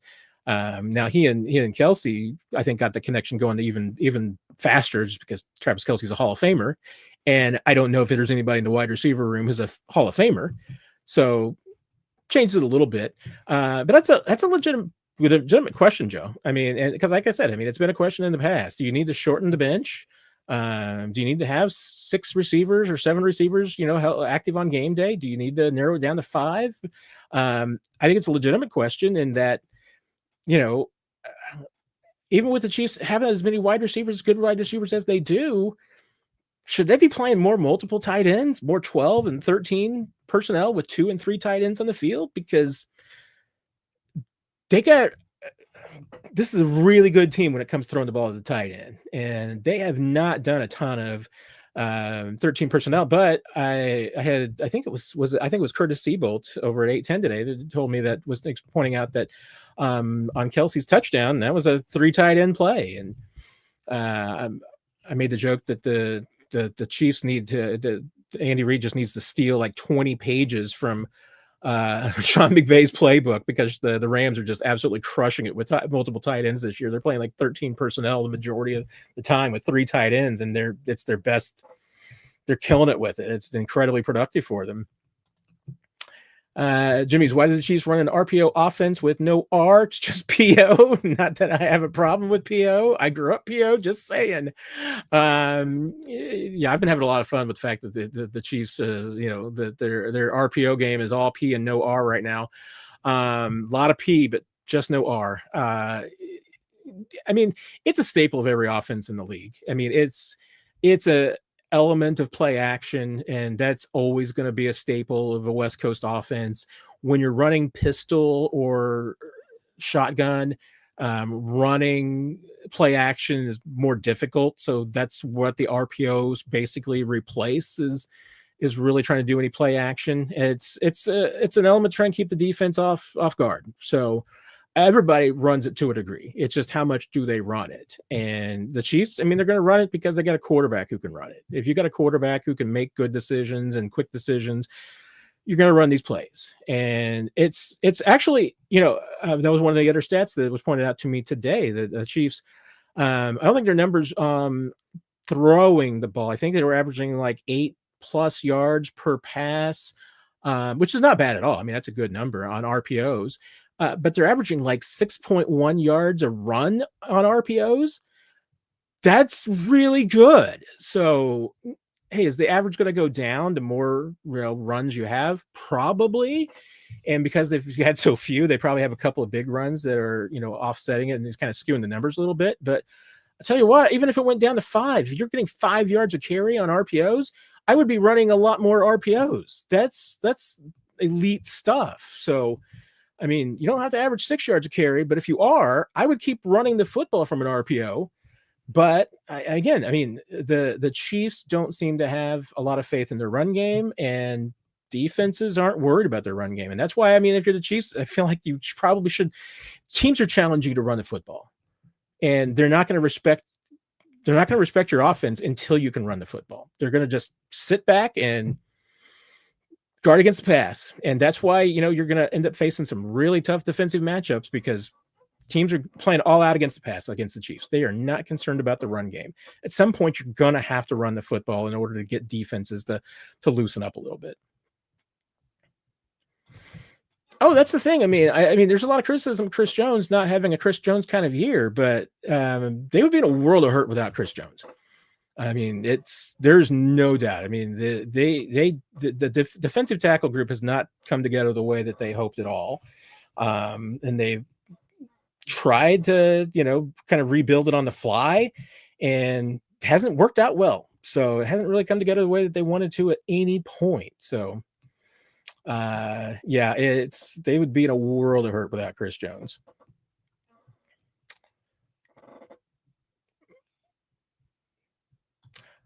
Hey, I don't get a Christmas card from 1-5. And I'll be honest. I mean, I don't think it's wrong to ask about Mahomes either. I mean, because Patrick could end up doing something this year that Tom Brady never did. I mean, I don't think Tom Brady ever had a sub 500 record or a 500 record, anything close to it. I think 10-6 was his worst record.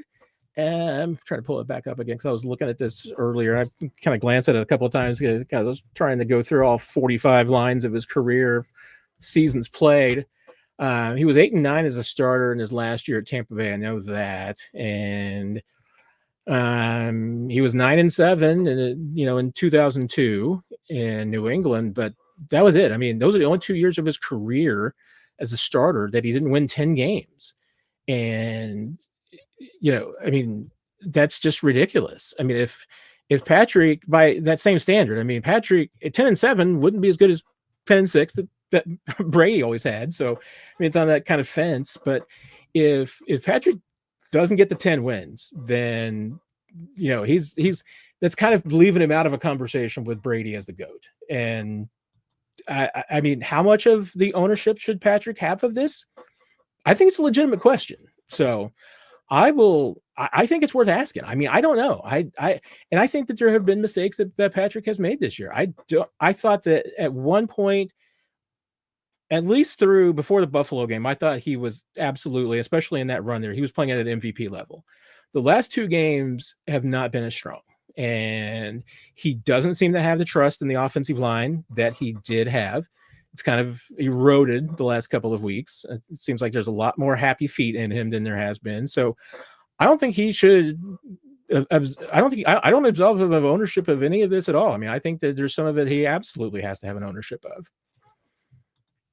Nikki, is it better to miss the playoffs or lose in the first round? I mean, but the only thing that missing the playoffs would do is that it would get you a couple of, spots higher in the draft order. Hey, if you're a player, you're definitely going to still want to, at least make the playoffs because then you get a playoff check, even if you lose. So it's more money.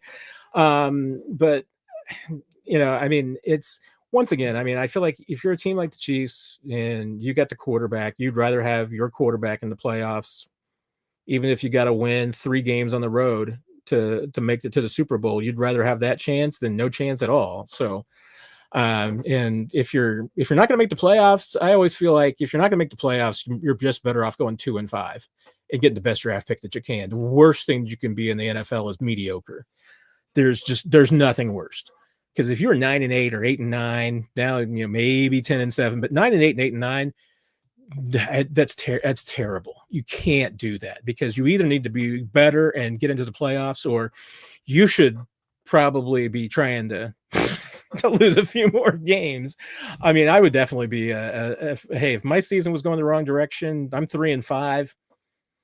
Especially if I don't think I have the talent, if I'm a team that I just don't think can make a run, I'm pulling the plug early and trying to get as good of a draft pick as I can. So I think to a degree, I mean, I would say, Nikki, I think it's better to make the playoffs because at least you got a chance to win something. If you going 9-8 or 8-9, I mean, that's just in today's NFL, it's the wrongest thing you can do. John, what happened to the 3 tight end set and run the dang ball in the short yardage plays?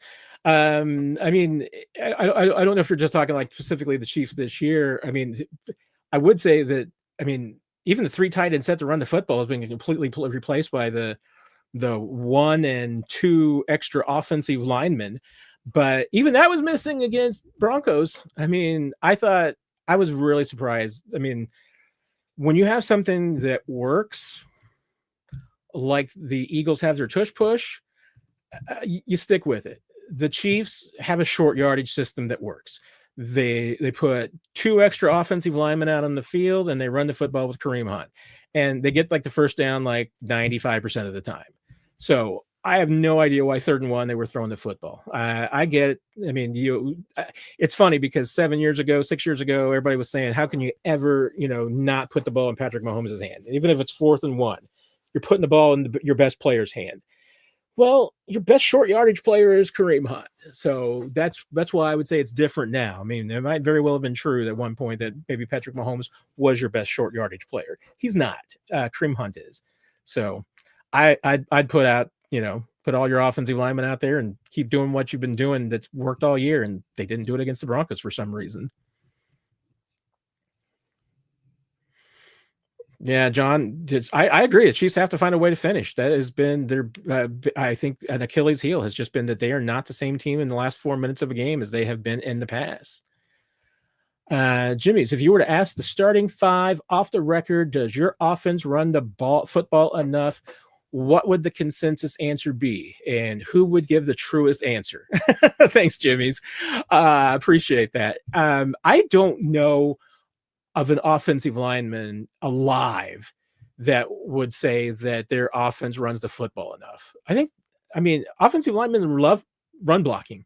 I mean, I think that's the only reason why you become an offensive lineman is to run block. Pass blocking it's harder. It's not as fun. So it's, you're much more defensive as a pass blocker than you are as a run blocker. And I'll be honest, I mean, you kind of touch a button here with me, Jimmy's, and I think we kind of talked about this earlier because I brought up that sometimes Chiefs, offensive line, they've got them out there playing patty cake at the offensive line rather than just mauling some people. That's what offensive linemen generally want to do, and the Chiefs got 5 of them that love to do that. I mean, they've got 5 aggressive mauler guys up front, and I mean, they would all say, I think, 100% that they don't run the football enough. I would say that as far as who would give the truest answer, it's down between Creed and Trey, and I mean, they're both going to give you a true answer. I'm going to say Trey. I mean, I think they're both going to probably have the same answer, so maybe it's just a tie in general. But only say Trey because I think Trey is much more comfortable. Now, you say off the record, so if it's off the record, I guess I should take that into consideration. So off the record probably would be Creed. Creed would probably say, dropping, some profanity or something, not playfully, not in a bad way, but I think Creed would be more like, yeah, let's run the football. And Trey would give you a much longer answer with, lots of good words in it. Daniel, I just wanted to say that the offense needs to get back to being more aggressive and well-balanced offense. Also, defense is what it is. We have to live with it. What say you? I mean, funny you mentioned about the offense. I mean, I do think being aggressive. I will make a small caveat here because we haven't talked about it really much tonight, but I'll admit, I mean, I've thought about this the last couple of days. I've talked about it a lot today. I've come down firmly. I did not like Patrick Mahomes taking the deep shot to Worthy on the opening drive. I was okay with the Tyquan Thornton. And here's my difference on those two. One is that Tyquan has been much better at the deep ball this year than Worthy has been. Xavier Worthy has 10 targets on balls more than 20 yards downfield. He has 1 catch. That's a 10% play. Travis Kelce was the primary receiver on that play. He was wide open. Worthy was running a 9 route to get Travis Kelce open. It worked. The play worked exactly as designed. And I understand what Patrick was thinking, is that he's thinking, Worthy's got a step. He's open. He's the guy. I can hit him. Well, he's only hitting him 10% this year. So no, I think that was a misjudgment. You're not hitting him right now. So, and I would feel differently if it were the 3rd or 4th drive of the first half. I would feel a lot differently because the Chiefs, their problem has been getting off to a hot start and taking momentum. And this is a game where you needed to go into Denver and do exactly that.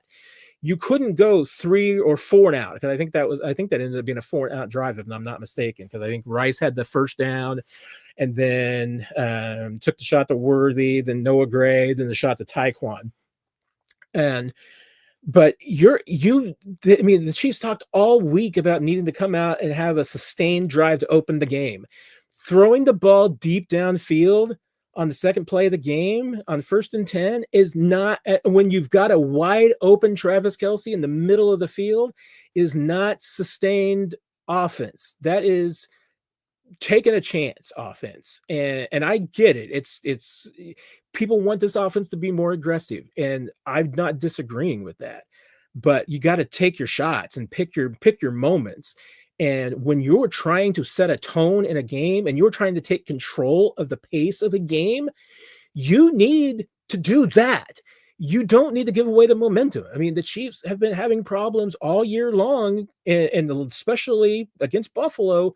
They put themselves behind the chains because they were ending up in 2nd and long and 3rd and long. Taking an ill-advised deep shot puts you in 2nd and long and 3rd and long, and they end up giving the football away because they can't keep the drive going. You designed the play to get Travis Kelce wide open in the middle of the field, and it worked, and he didn't throw the ball to him. On the opening drive of the game, when you're trying to sustain momentum and you're trying to take that crowd out of the equation and you're trying to make the Broncos believe that they have no chance in this game, and instead you blast out on the first drive. And that's why, like I said, later in the game, no problems. I actually, like I said, I don't even have a problem with taking the shot at Tyquan. It was 3rd and 10. You're already behind the 8 ball. I mean, I'm not sure there was anybody else open on that play. I haven't looked at as intently as I saw that Worthy one, just because Travis was so freaking open. But take it, because if you throw the ball to Travis there instead of Worthy, it might change that entire game. One, you're almost in field goal range at this point. I mean, Travis would have had a first down and a lot more. He might have picked up 20, 25 yards on that play. Could have been more. I mean, the way Travis is back in his form, he was wide open enough. He makes a guy miss. It might be more than that. I mean, could have taken it to the end zone if he had enough oxygen to get there. But it was just a total misplay, and it cost them the drive. The drive failed because of that decision. It was a bad decision, I think. So I would have thrown to Kelce there in that spot. Take it. The focus should have been on having a sustained drive, and they didn't do that. And they let the Broncos set the tone early. They let the crowd stay in that game. Didn't take them out of it, and I don't think they ever really got momentum going in that game. They could have had it on the opening drive. They go down there and they score 7 points on their first possession of the game. It would have sent a message to a lot of people, and it would have sent a message to the Broncos that it's not going to be easy today. You're not going to have a chance, so just go ahead and pack it on in. It's going to be the same old Chiefs Broncos game. And 2, would have kept that crowd out of it. I mean, it would have done. I think it would have just changed the psyche of both those teams. So, Daniel, you didn't mean to, but you set me off there, and I appreciate you, because I wanted to do that rant like 2 days now. So I finally got to do a chance to do it. So thank you very much. Defensively, I mean, I think it's the same problem. I was really surprised how passive that Steve Spagnuolo played that game on Sunday. I think they blitzed 24% of the time. So that's ridiculous for Steve Spagnuolo. I mean, it was his 3rd least amount of blitz percentage this season, and this is an offense and a quarterback that I think you should be blitzing. Now they didn't get any pressure when they blitzed, so that didn't help matters much. So maybe that's why Spags backed off of it, because maybe he just saw that they weren't getting any pressure, it wasn't working, and to his credit, Bo Nix was having a field day against the blitz, so maybe he made the right decision. I was still surprised because they weren't as aggressive. The defensive effort was not as aggressive as it usually is. I mean, I don't think that the pass rush was as aggressive. I don't feel like that the secondary was as aggressive. I thought, other than one mismatch, one or two, there might have been a couple of mismatches that Nick Bolton had, but I thought he had actually a couple of really good plays in pass defense that he's not normally given credit for. Like I said, maybe a couple of mismatches where he ended up like on a wide receiver that he shouldn't be in that situation. That would be one of those saves where, Andy Reid would say that, yeah, they got us on that play. That the Broncos got you on that play. Gosh darn it. I see I have 2 starred comments, and I thought, okay, go in there. Hadn't seen it.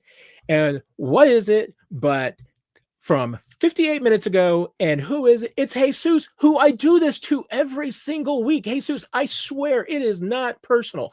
I don't know why. I feel like my StreamYard here, I feel like it's done something to me to keep me from seeing these. So, Jesus, I am sorry for like the 18th time in a row that I did not get to your super chat question earlier.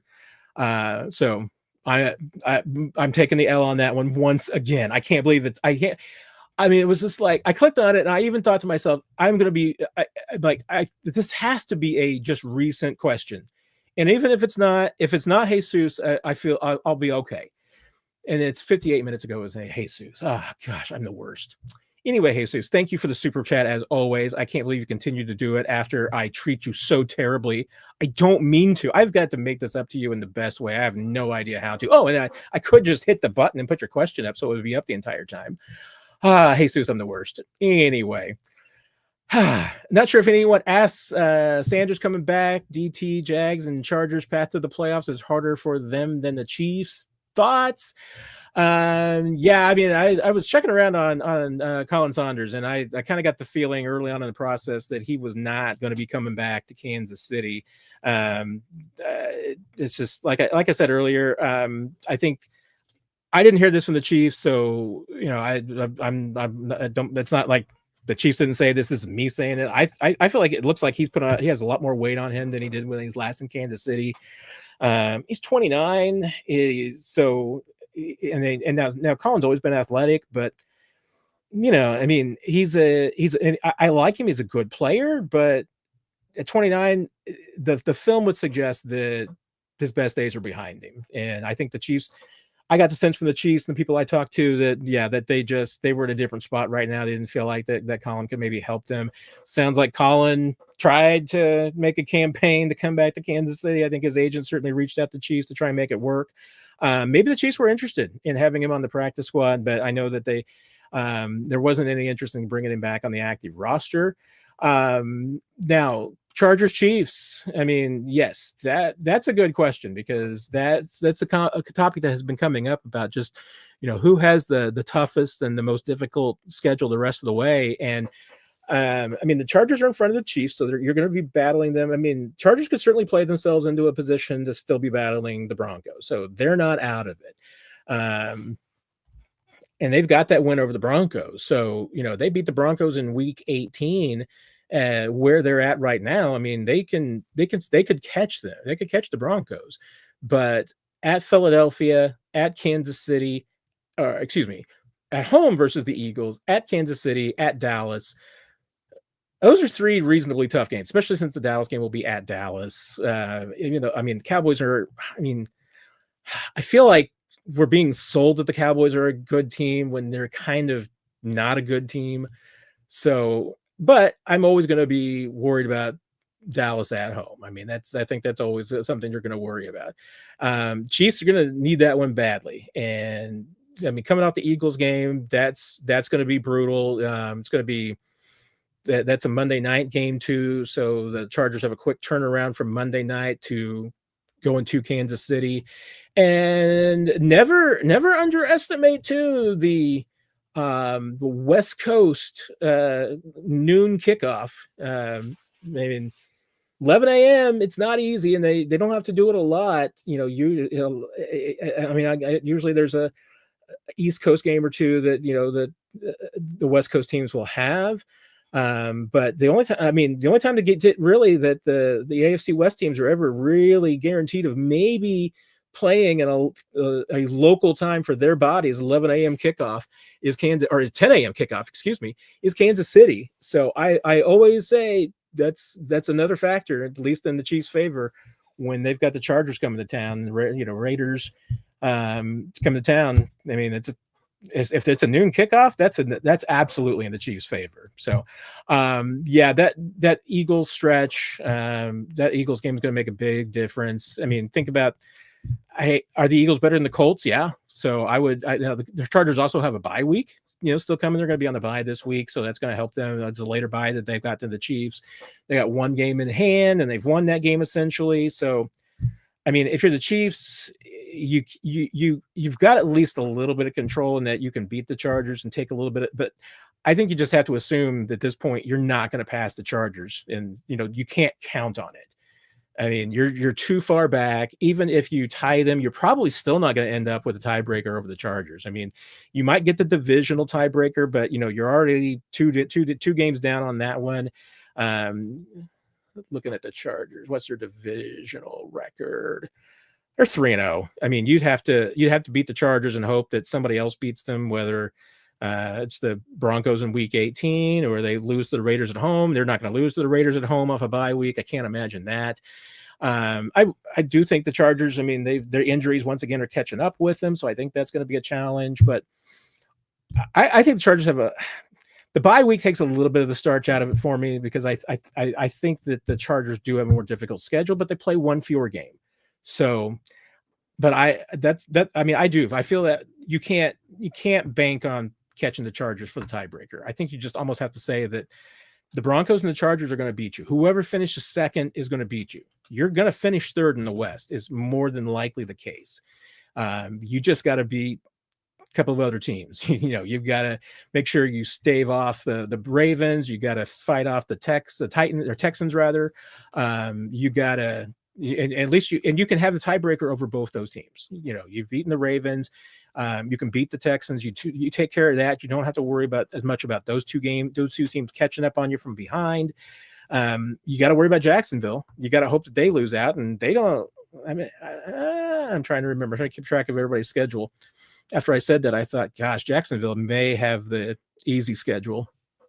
Yeah, they've got some bad games. They got Arizona, Tennessee, and the Jets and the Titans. Got the Titans twice. That's advantageous.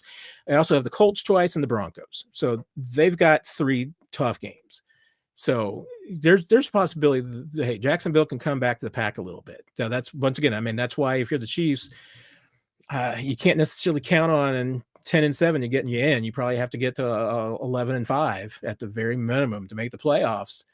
And Jacksonville, I mean, they've got a fairly easy path. So you can't count on every team helping you out. So what's the team that's going to help you the most and that maybe you can beat? I mean, pulling up to make sure I've got the numbers right in my head. I mean, if you can catch up with the Ravens. I mean, they've gotten themselves back into that playoff spot, but you got the tiebreaker. As long as you can end up in the right tiebreaker with the Ravens, you'll be okay. No, well, actually, I take that back. I'm looking at the wrong standing there, because for some reason what in the world did. I have no idea. Oh, I know why. Okay, no, never remind me. I was like, wait a minute, what? That can't be right. Yeah, something got clicked on. It was taking me back to the wrong week of the standings, because Buffalo was the other team I was trying to think of. I mean, that's why. I mean, Jacksonville's 6-4. Buffalo's got 7 wins. Chargers have 7 wins. Buffalo has a pretty easy schedule too. I mean, they got the Eagles. That's a tough one. I mean, they got the Texans and the Steelers. Maybe the Bengals are coming in, and they got the Patriots. I take that back. Buffalo, I mean, they've got a pretty tough schedule. I mean, could they lose a couple of games? Sure, but they also have the tiebreaker on the Chiefs, so that's terrible. I mean, you have to, let's face it. I mean, the Chiefs are not guaranteed to make the playoffs if they win out. They're going to have to get some help from somebody, because right now, Buffalo, the Chargers, and Jacksonville all hold the tiebreaker over them. And I don't think they're catching any of them. I mean, as far as as the Chargers are the only ones that they can conceivably take the tiebreaker back from. And even then, I mean, they're 2 games back of that. So they would need some help to even catch the Chargers. Your best bet, honestly, is Jacksonville, falling out of that 7 spot, and you're able to replace them. I mean, maybe somebody else collapses. Could the Colts collapse? I mean, they have 9-0 Chiefs 2013 kind of vibes. So, and remember, the Chiefs didn't even win the AFC West that year when they started 9-0. They went 3-3 the last 6 games, or the 3-4, I think it was, in those last 7 games rather. So Could the Colts fit in that category? Maybe, although I think the Colts are better than that Chiefs team. I'm just not sold on Danny Dimes. See, okay, Jesus, I made up for it with a very lengthy 8-minute answer that if Nick were here, he would absolutely be horrified. And I've now put 3 hours in play. So we're going to try and get through this because I got to clean up my game. Here's the thing. I'm just as bad as the Chiefs. I'm just as sloppy as the Chiefs. I will hit on Joe there to say if the thumbs up. If you're still making it through this, if you're just skipping through, you're listening to this on a Friday afternoon, anything like that, no better time to hit the thumbs up button. Let's see. I know I left off at 7:39, and I thought it was. I think Nikki may have asked that question twice, or maybe I answered it early. You never know with me. A1 Buds, how much did losing Mike Kafka push back the coaching staff? Actually, I think a little bit because, I think he got that job in New York a little earlier than the Chiefs expected. So I don't know they were entirely expecting to lose Mike Kafka yet.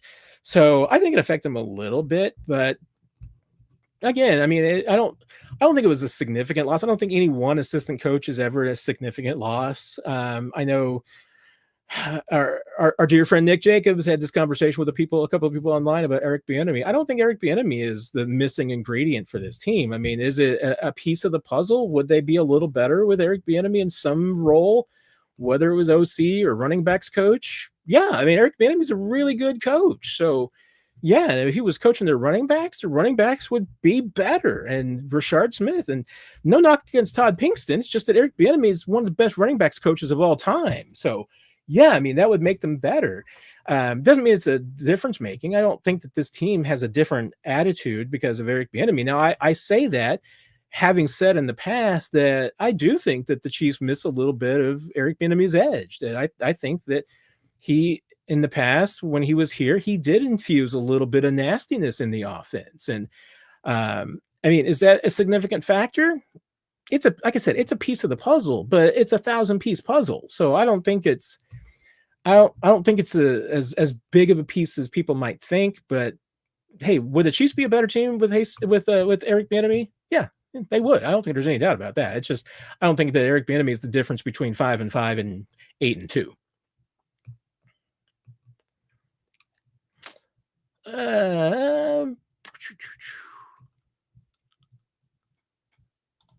Brian, what's the difference between the Chiefs and the Royals besides cost?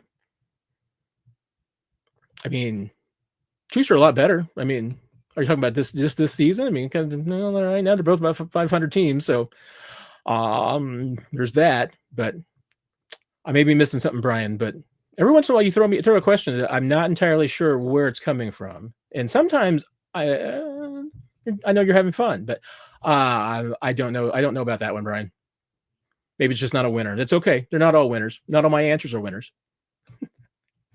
Daniel, I also like to say that the Chiefs should re-sign McDuffie, Cook, and Chanel and release or trade Jones and Taylor and let Kelsey retire. Doing this puts a younger group around Patrick. What say you?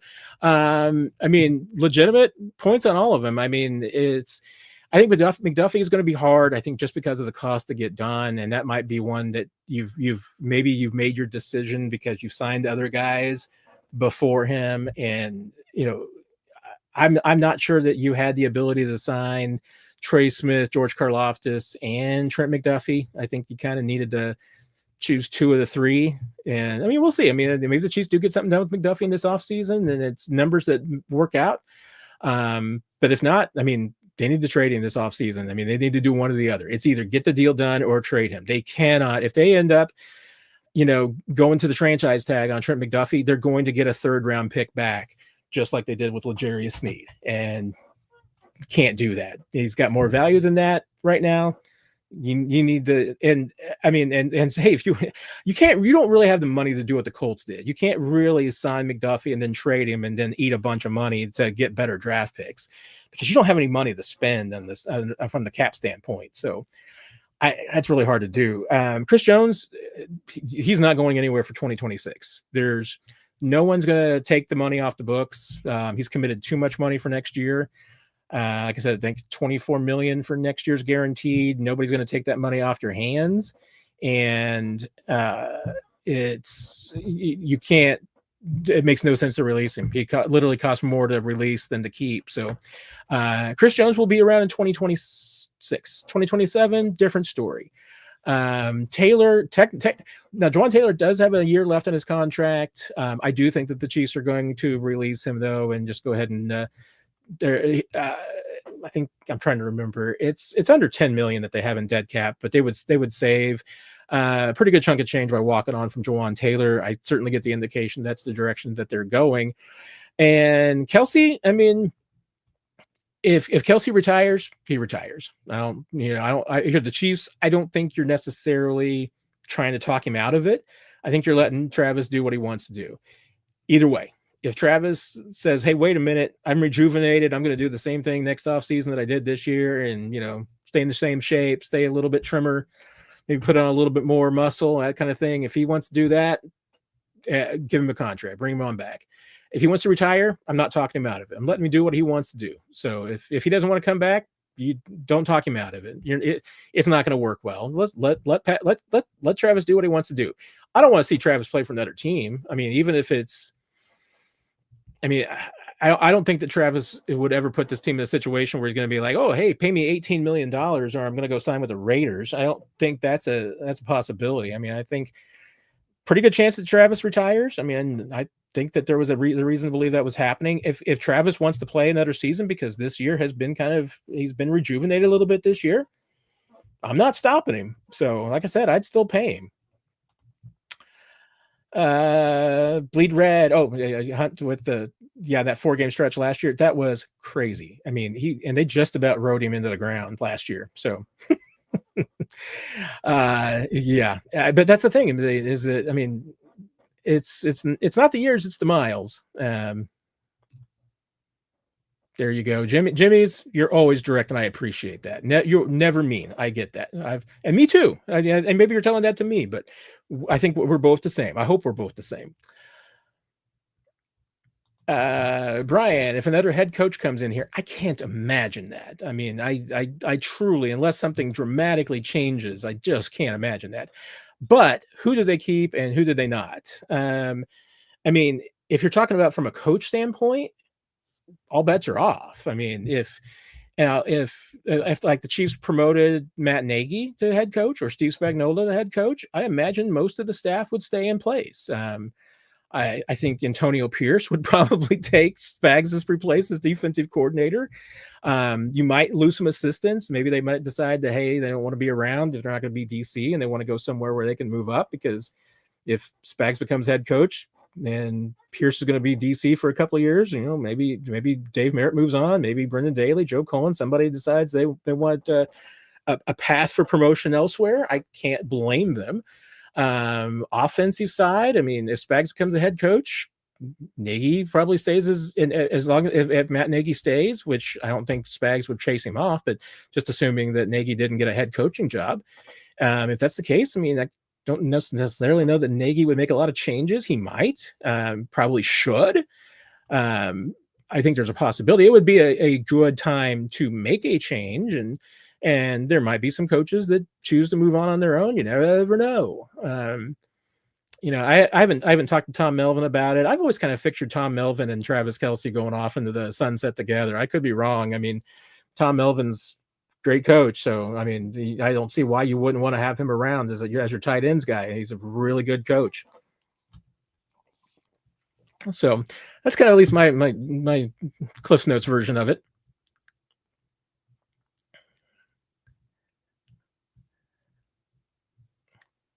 It's always the run, Jimmy's. Okay, I'm hearing you, man. I am hearing you.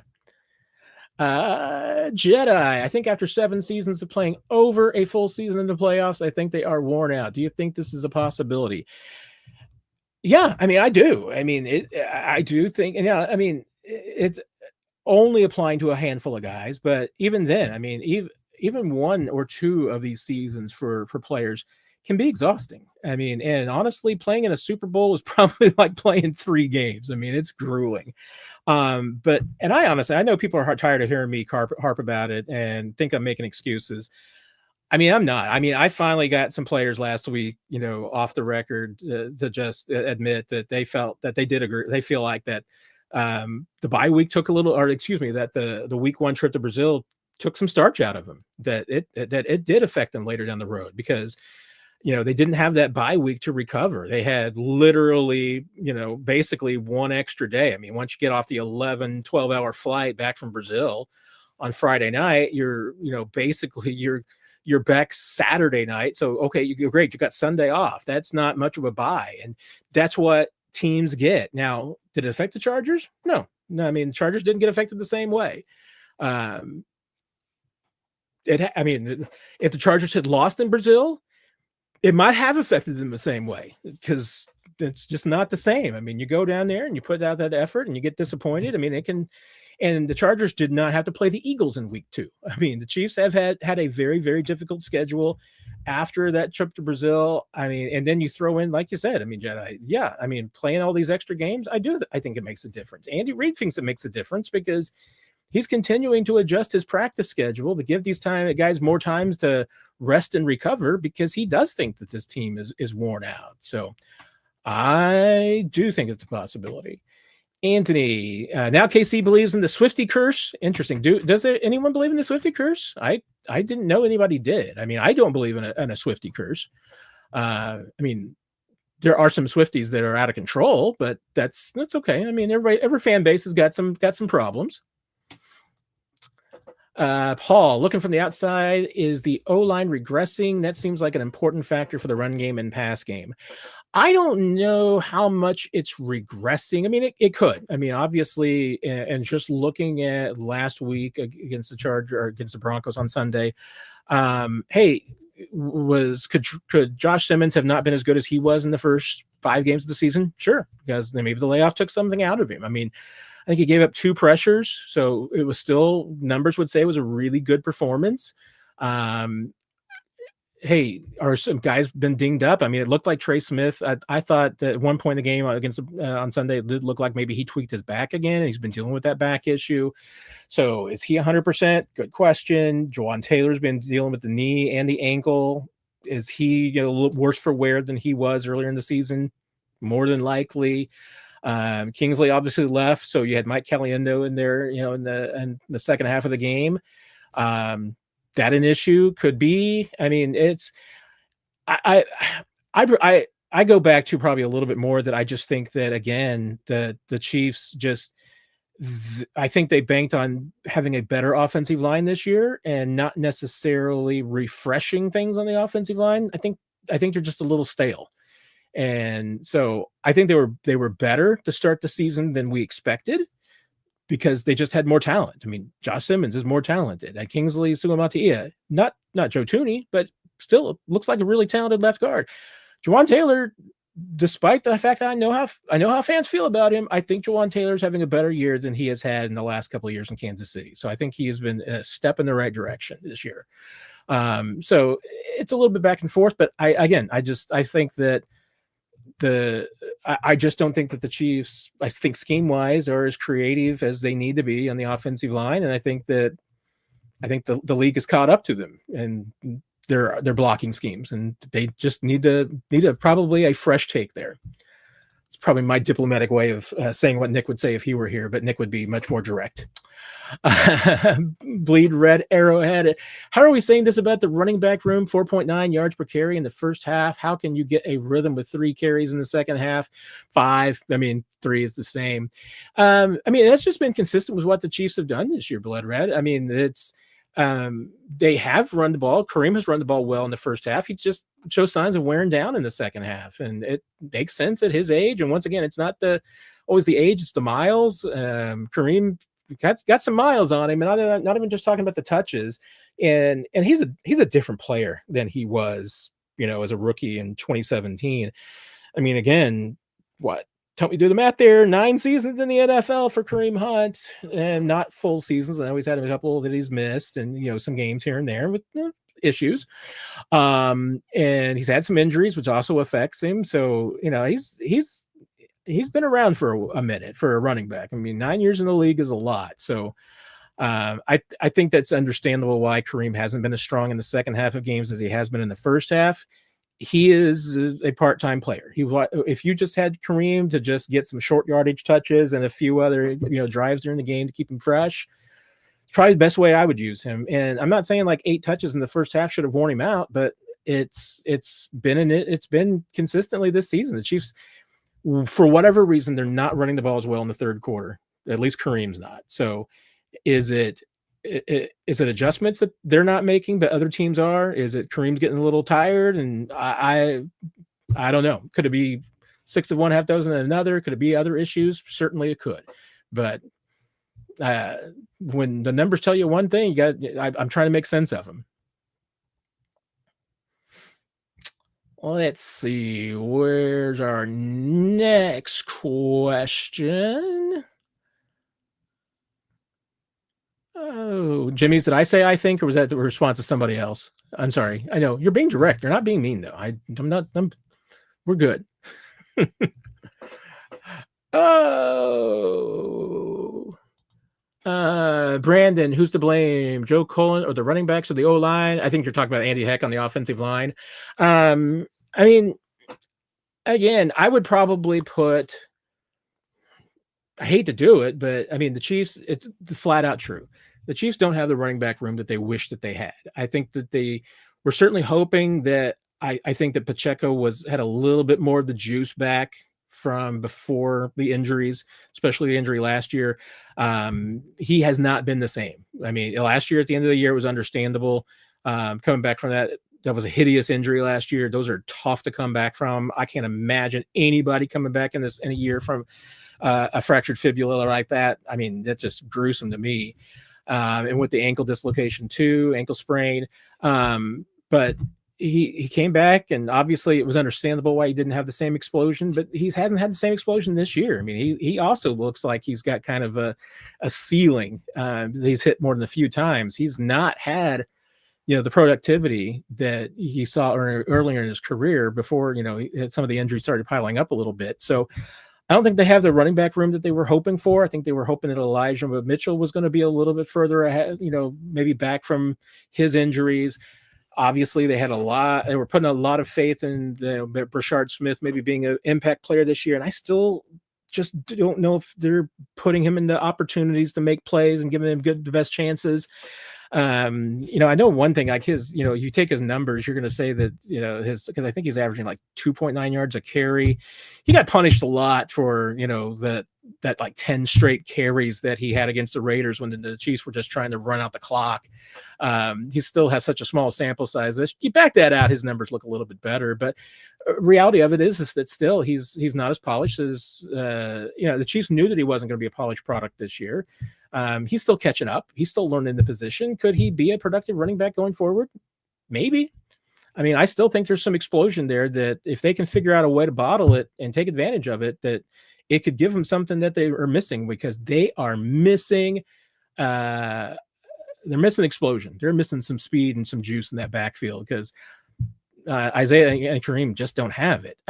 O-line, I mean, I'm not putting as much on the O-line. I am putting a lot on Andy Heck, just because I think that my impression, I won't say I think again. I don't know, Jimmy's, you were talking about me, but I'll say it more definitive and declarative. I mean, teams have caught up to what the Chiefs are doing blocking wise. And this offensive line is not as aggressive and as physical as I think that the individual parts are. So I think that there's a lot more that, I said it again, they can be a lot more physical, a lot more aggressive than they have been. And that's something I think that they need.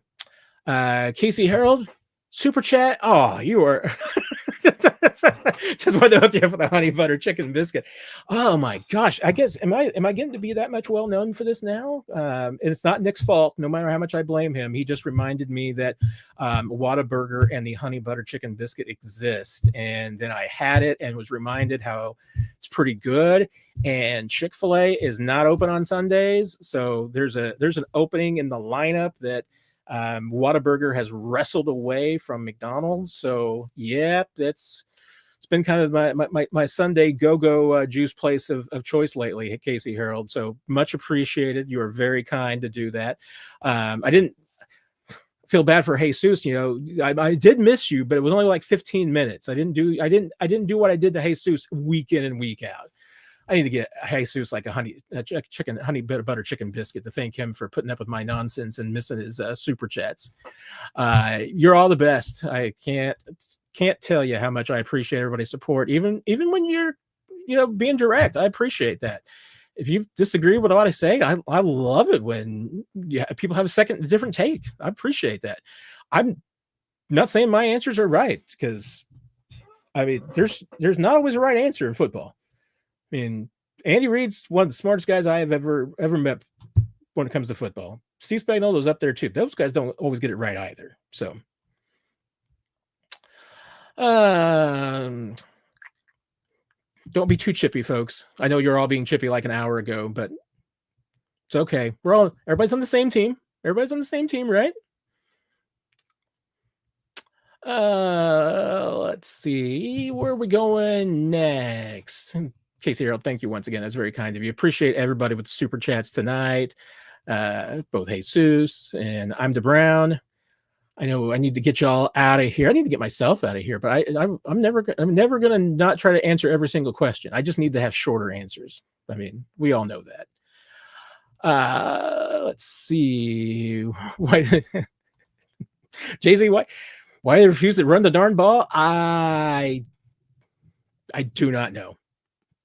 I mean, I wish I had a better answer for you than I do not know, but it has been perplexing. But hey, we finally got to see Elijah Mitchell, and I guess we saw what Andy Reid was saying about Elijah Mitchell. So,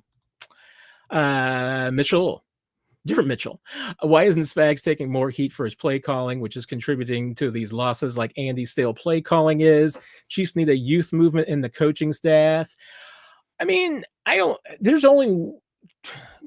I said, I only have two critiques of notes for Spagnuolo a little bit.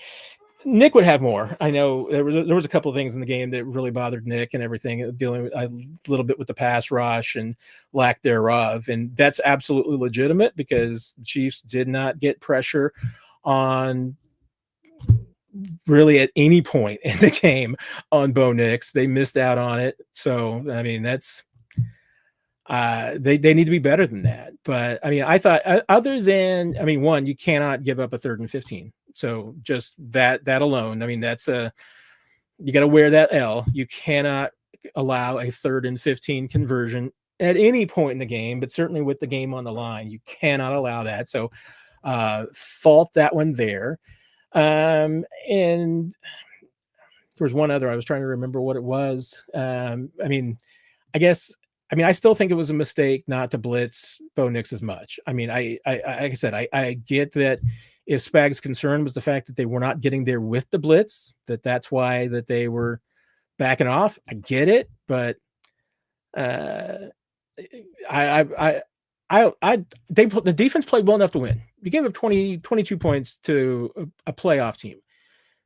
That most of the time should win you. That's 75% of the time that should win you a football game. So the fact that the offense, I thought the offense was what let them down more than the defense.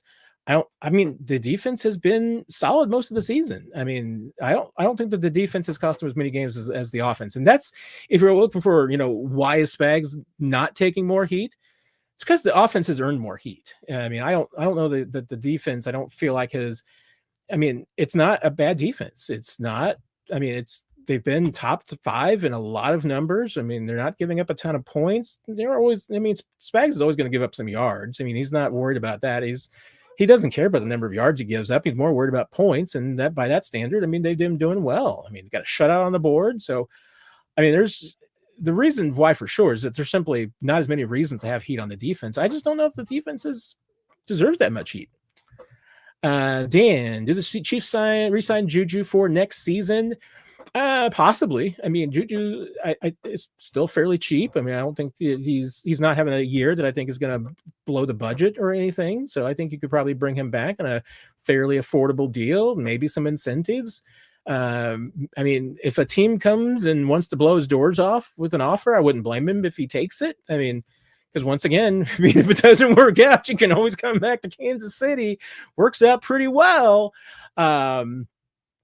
But yeah, I think there's a reasonable chance. I mean, I don't think that Juju, I don't get the impression that he's ready to hang him up yet or anything. So, and like I said, I don't think he's going to be super expensive. So, yeah, I think the Chiefs would be interested. I mean, like I said, there's going to be some guys that walk. I mean, and Hollywood's going to be a free agent, and he's at a point in his career where, hey, he's going to want as much money as he can get. That's what I would want to do if I were him. But yeah, I think there's a reasonable chance that he's back if he wants to be back. FC. I probably will be my last question from you tonight, just because you asked a lot of questions and you guys were getting a little chippy. There's no reason to be chippy, but you have a legitimate question: why do the Chiefs insist on playing the international games if it has a detrimental effect on the team? Is it Hunt request? I can't imagine the team are thrilled about it. I mean, the team doesn't oddly mind that much. I mean, I think there were more issues about the scheduling of it than anything else. Just the fact that, I think it would have been different. I still think that Brazil game, I don't see why it has to be in week 1. I just don't get that. I mean, I get why the NFL, it's Friday night. It's before Nick and I have kind of talked about this. It's before the Sports Broadcasting Act kicks in, and the NFL can't play games on Friday night. So it's their one free Friday in September that they're able to have a game, and they want to have a game. I just, if you're going to do something special, do it in the United States. Do it because there's no reason to have a team have a bye week in week 2. And if you're going to do something special, you're going to do something international, make it easier. Go to Canada, go to Toronto, go to Vancouver. That would make a lot more sense than, and if you want to play, it's like I said, international, still be an international game. I'm sure Canada would love to have some games. I mean, Mexico's a far trip. I mean, it's a little bit further than Canada, and like Toronto's not that bad of a trip. I mean, it's Buffalo, for crying out loud. Vancouver is the same thing as Seattle, basically. So, there's some trips that wouldn't be that bad. Yeah, there's some more challenges playing in Mexico, especially because if you're going to be playing in most of the best Mexican venues, it's at elevation, so that's a little bit more of a dicey, and the travel is a little bit longer. Not 12 hours like it is to Brazil, but if you're going to play in Brazil, play it mid-season so that teams can get a bye week. That's where I think that the players would have the most insistence. But no, I mean, the Chiefs want to play internationally because they know that this is their best opportunity right now to build their brand. That they're going to make more money. The league's going to make more money. So if they play right now, they want to play as many games as they can internationally while they have Patrick Mahomes and they're a worldwide brand. I mean, I think there's some acknowledgement and understanding amongst the Chiefs. They know that when they don't have Travis Kelce and Patrick Mahomes and Taylor Swift hanging around, that their worldwide brand is not going to be the same. So they're trying to capitalize on it. I don't get it. I get it, rather, but it's, I mean, and does the NFL want it? Yes. I mean, the NFL will take the Chiefs and anytime that they can put them internationally. They're going to put them internationally in the short future, just as much as they possibly can. As long as the Chiefs are still a draw on TV and draw around the world, they're going to do it. And like I said, I mean, the Chiefs kind of understand. They know that when Patrick Mahomes and this era is over, that they're not going to have the same opportunity. And they know that they've got an opportunity right now to build this brand so that there are going to be Chiefs fans in Brazil, in Germany, in Switzerland, in Spain, in Ireland, in the UK. They're going to be able to build, God forbid, Australia next year. They're going to be able to build an audience that ensures that even when they're not, winning Super Bowls every other year, that they've got fans around the world. So they're trying to take advantage of it. I don't blame them for that. But yeah, I mean, it's both. It's the Chiefs are raising their hand to play as many international games as they get, and the NFL will take them any chance that they get. So, I don't know if any of our moderators are here tonight that have responsibilities, but And I see there's it's not a ton of a language things, but again, I just always ask everybody to be respectful. Don't go after each other. No name calling. No language. Keep everything family friendly and clear. So that's all I ask. I'm not gonna. So far, I'm not doing anything to kick anybody out. Of course, I'm only at 825. So if I see anything that gets worse, maybe we will. But always just ask for civility here, folks. That's all I ask. Matt, it's been reported the Broncos were calling out our plays on both sides of the ball in the fourth quarter. Have the Chiefs become that predictable? Yeah. I mean, I do think that's a concern. Now, I mean, and not that the Broncos were doing it, but the fact that, yeah, that's a big reason why the Chiefs lost the Super Bowl to the Eagles last year. The Eagles knew what they were doing. The Eagles went to school on the Chiefs offensively and defensively, particularly offensively.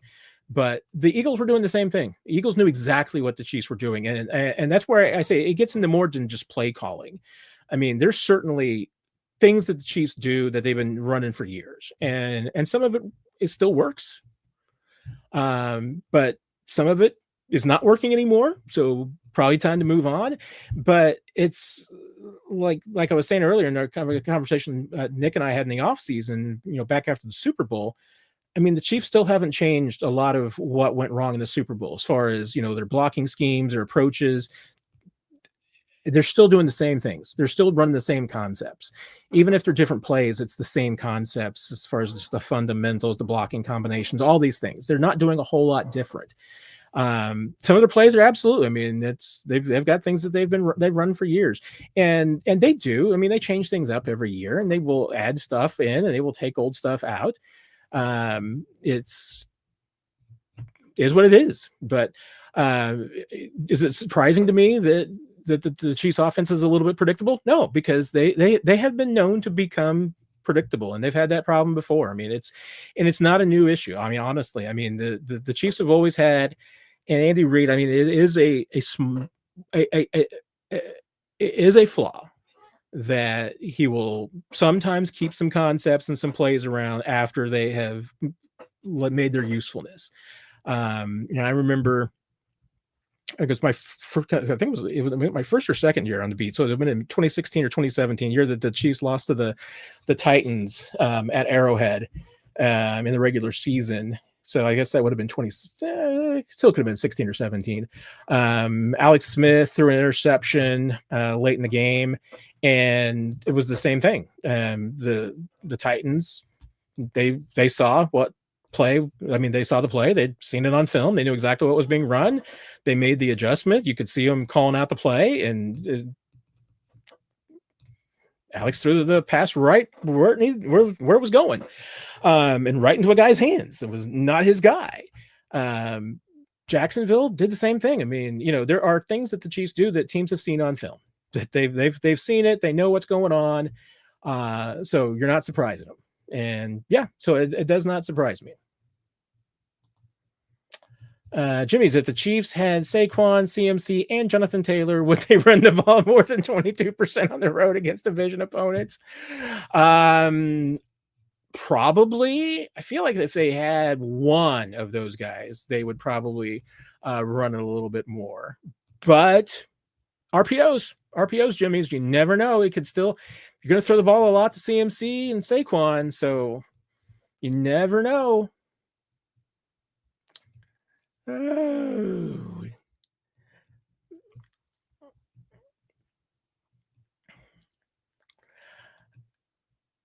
I don't know if this is part of your all discussion, Jimmy's, but the point, why does 1-5 have to be told about the importance of running the football? I don't think anybody has to tell him the importance of it. I think he understands it. He gets it. He's just if he believes that his pass play is going to be more successful than his run play, he's going to go to the pass. And I sincerely believe that he believes that, and that's his judgment. I don't think it's,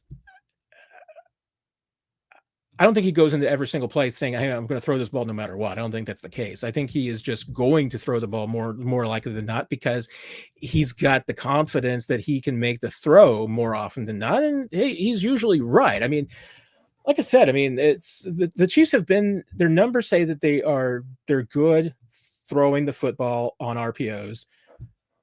They've been elite running the ball on RPOs, which is probably why they need to do it more. I mean, like I said, I don't think he has to be told that. It's just that he does one of, I said what an Andy Reid flaw is, that Andy Reid keeps some plays and keeps some concepts around too long until they become scale sometime. Looking at Jimmy saying I've gone rogue. I love it. But Mahomes' flaw is that he can become too dependent and too confident of what he can do, and doesn't always rely on the ground game as much as he should. I think he knows that he needs to rely more on the ground game. It's just that, and hey, and the pressure of the moment and everything like that. I mean, I think he's always going to make what he thinks is the best decision. And now the way around it, I mean, if you're Andy Reid, okay, then you do what Mitch Schwartz has been pointing out, and Jeff Schwartz, and making valid points, which is that you go under center and you run the football a little bit more and don't give him the option. Just call straight run plays.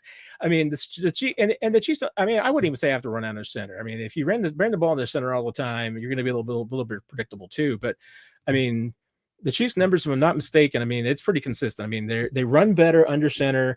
They run better from the pistol. They run their least effective runs are from shotgun. So, hey, is that priority? I mean, should you just be throwing more from shotgun and not running as much, and running more from pistol and from under center? Probably. Yeah. Gosh, I'm still feeling so bad about what I do to Jesus every single week with the super chats. Gosh, I am just the worst. Mitchell, why would a defensive scheme ever have Karlaftis covering a wide receiver? Ridiculous. It happens. I mean, it's not ideal, but that's what teams are trying to do. I mean, teams are trying to get you into bad matchups. So sometimes it's, kudos to the offense. I mean, they've chosen correctly, and they've managed to get a receiver into the right spot. I mean, and for that to happen, I mean, what the Chiefs are really trying to do is to go no worse. They're not hoping that Karlaftis ends up covering a wide receiver. They're hoping that in that situation, they're usually going to be bringing a blitz from somewhere else. And so Karlaftis' responsibility would normally be to hopefully pick up maybe a running back or a tight end at most. But it happens. I mean, I remember, once again, I guess this would have been 2016. You ended up with Justin Houston covering Antonio Brown deep downfield on like a 50-yard bomb. That was my first year. Once again, my first year on the beat. So I don't know if I was just naive enough to ask the question, or dense enough. I don't know. But I asked Andy Reid postgame. I'm like, hey, Justin Houston's covering Antonio Brown 50 yards downfield. What's up with that? I didn't say it that way. I said it more professionally, but that was my question. And Andy, to his credit, was like, yeah, they got us there. That's not the way it was designed. But, teams, hey, they try to create matchups like that. Chiefs try to do the same thing too. I mean, they'd love to, if they could ever find a way to get Brashard Smith lined up on a linebacker in coverage, they'd love to do that, because Brashard Smith's going to eat somebody up. It's just that teams figure that out pretty quickly. So they've done a really good job of trying to make sure that they don't end up with anything less than a corner on Brashard Smith. All right. I mean, Rick, it's possible. I mean, I do think that the Chiefs probably need to make some changes if they want to be more productive in 2026. If they want the offense to be a little bit fresher, they do need to make some changes, and that sucks.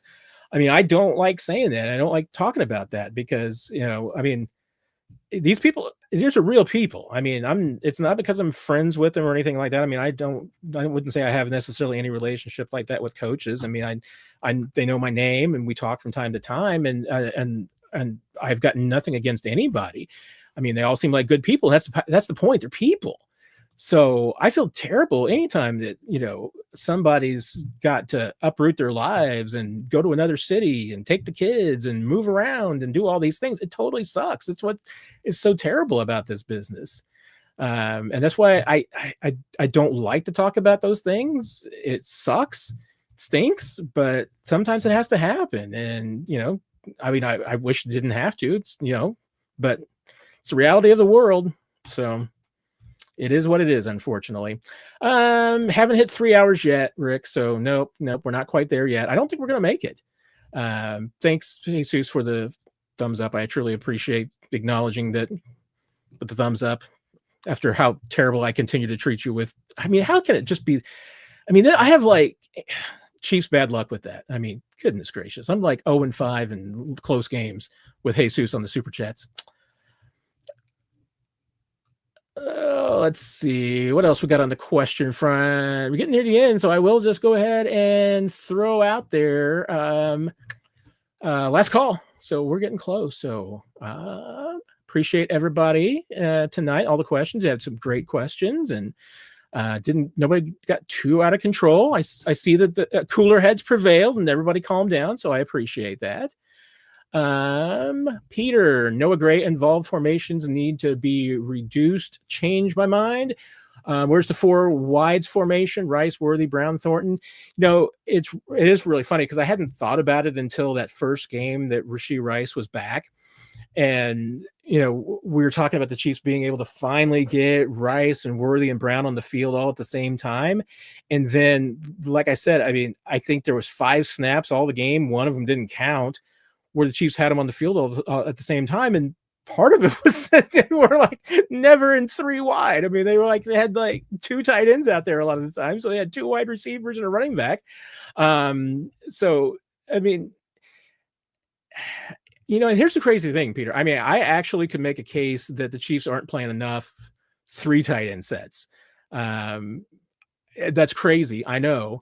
But it creates mismatches. I mean, it fools the defense. It gives them something that they haven't seen, and particularly the Chiefs this year. I mean, they've run 13 personnel a lot in the past, so I don't know with a lot of success. So I kind of don't get why they haven't been running it as much, especially because I think Robert Tonyan is a decent third tight end pass catcher. So, but you make a valid point too. I mean, if you have Rice, Brown, Worthy, and Thornton, you can throttle things up a little bit. And the Chiefs probably, I mean, for Andy Reid, I mean, 3 wide receivers is, I mean, that's his base formation. I mean, he just does not put four receivers out there very often.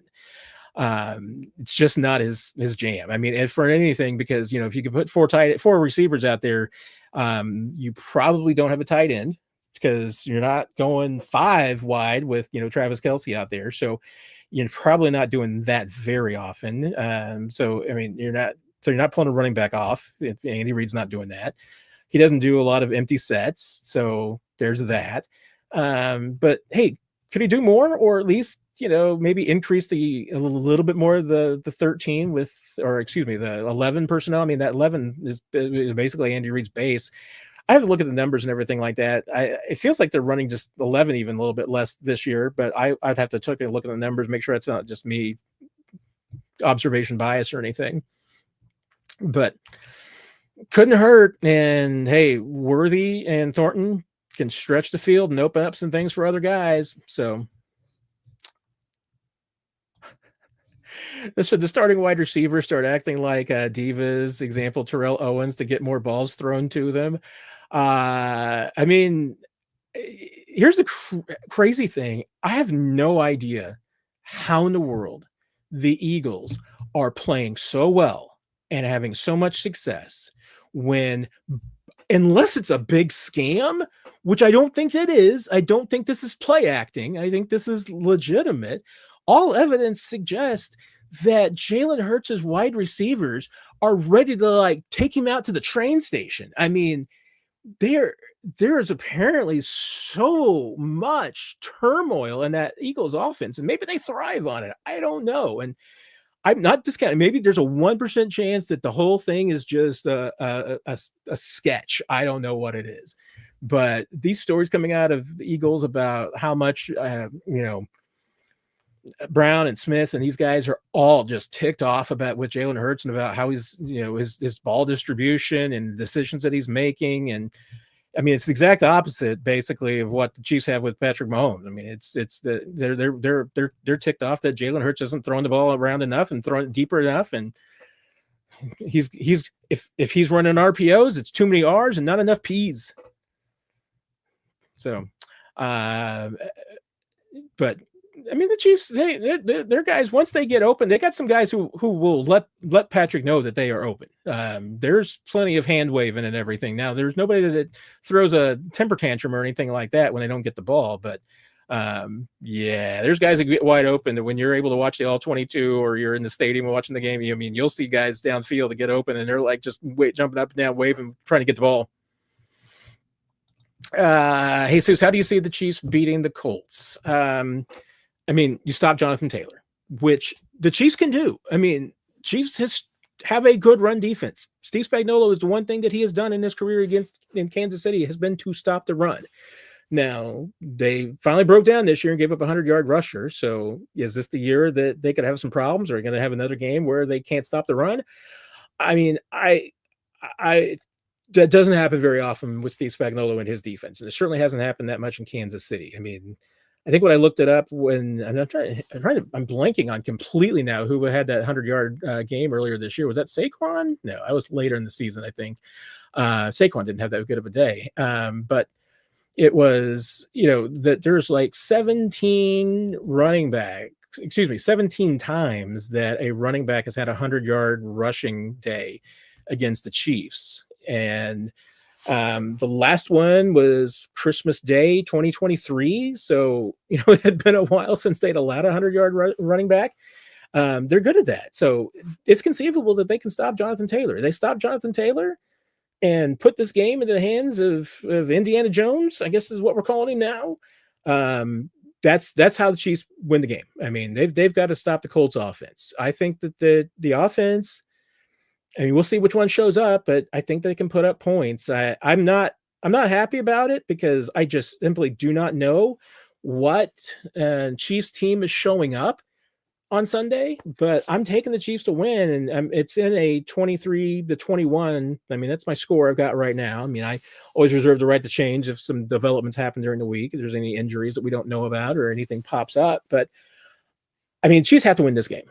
They do. I mean, it's just, let's face it, this is a must win. They're going to have to literally run the table after this if they want to make the playoffs, if they lose this game.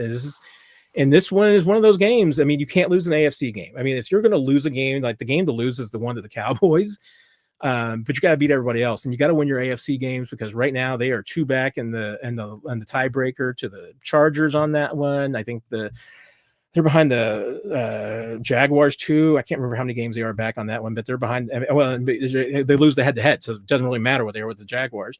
But they've got tiebreaker problems in the AFC across the board. So they really can't afford to lose any more conference games. They've got to win those. But that's how, I mean, I say it's simple, Jesus, but that's my pattern is that they stop Jonathan Taylor. They don't let him run wild, keep him in check. And the offense is productive. It gets off to a good start and keeps its momentum and doesn't make any mistakes. You can't have any turnovers, can't have any mistakes. So, Rick Hunt is old, but has vision, playing better than he should at his age. Pacheco has no vision and doesn't look right. Brashard Smith is not even getting a real chance. Why don't they use him more? I have to believe, I mean, just based on the at least the small samples that we have seen, that, in practice, that the Chiefs are still just seeing, Brashard still picking up the pace and the speed of the NFL. And from a vision standpoint, I mean, that was always going to be the toughest thing for Brashard coming into this season was going to be just picking up the patience to run the ball and not outrunning his blocks and not just, running into the hole and not waiting for things to develop. And only thing I've really been surprised about is just that they've given him some, and they've thrown the ball out to him on the edges, and that's been effective. I'm just surprised that they haven't run a little bit more outside zone and tried to get him out on the edges.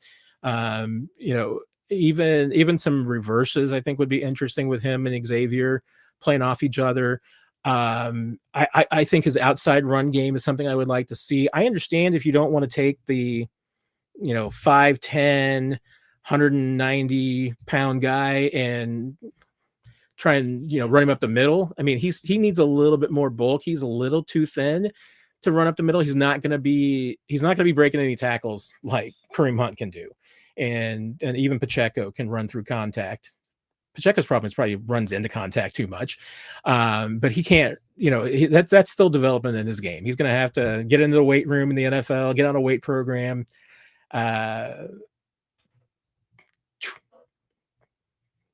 That's what's going to happen. So that's what he's going to need to do. But I would like to see more chances this year. I mean, I'd like to see some. So, Rick, if I missed any of your other questions, Rick, fire away again if you're still around, because I'm hoping that I hadn't gotten to your questions yet, because of course I was like a freaking hour behind as usual. So let's just chalk it up to that if we can. But if you got any more, like I said, last call. So anybody else has some more questions, fire away. I'll try and get them all in and make sure. Hopefully I don't overlook anything, because that's always my goal, is to make sure that I want everybody to get an answer if we can. So Mitchell, Tobe gets fired for sure, right? And how long will Remigio waste a roster spot? He is not a good returner. Here's where I see the dilemma for the Chiefs for sure, is that I mean, Brashard Smith is their Xavier Worthy is probably their best returner, which they're not going to put him back on returns because they do not want to get Xavier Worthy, destroyed. So good choice there. That's exactly what I would do. Brashard Smith is probably their second best returner. And you can tell, I mean, teams are aware of Brashard Smith's scouting report. They've seen the college film. They've given a choice between kicking to Brashard Smith or Nico Remigio. They are kicking to Nico, and there's no doubt. I mean, Nico is the slower option.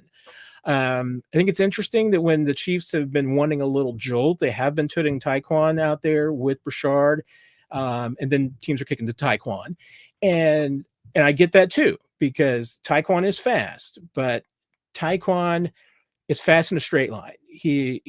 He's not as good as like Brashard for sure, and Xavier Worthy and some others. And I'm not saying he's terrible at this. It's just that Tyquan is a little slower in turns than other guys are.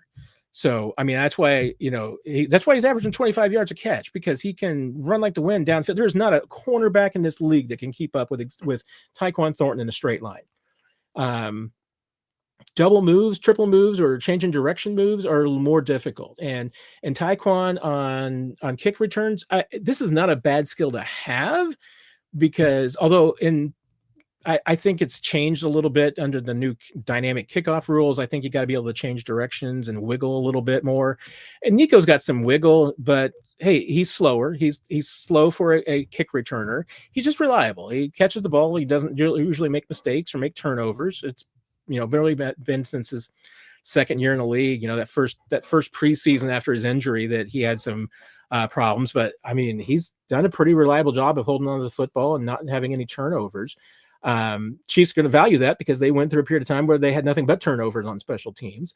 So that's what my explanation for why you continue to see a lot of Nico Remigio. I mean, he's reliable. He's not going to make mistakes. He's not going to put the ball on the ground. And I think there's probably a little bit of worry that Tyquan might get you some short returns sometimes if he just runs in a straight line, or Brashard's the guy that I think they would love to be able to get the ball in their hands, but teams are kicking away from him. So not much you can do when teams choose to do that. So Dave Hope going to be fired. I honestly can't imagine it. I mean, I get there's a lot of mistakes this year. There's some of them that I don't understand. I mean, and any of your complaints about Harrison Butker, I don't think there's anything Dave Tobe can do about that. I think Harrison Butker's enough of a veteran that any of the mistakes that he makes, any of the issues that he's got, that's on Harrison. So that would be my observation on that. Now, some of the other problems, I mean, they've had some penalties that are probably young guy mistakes. I mean, there's been a couple of the rookies that have had some penalties, and they're missing a lot of continuity. I mean, there's some guys that have left the team that they certainly miss. They've lost a couple of their best special teams guys from last year.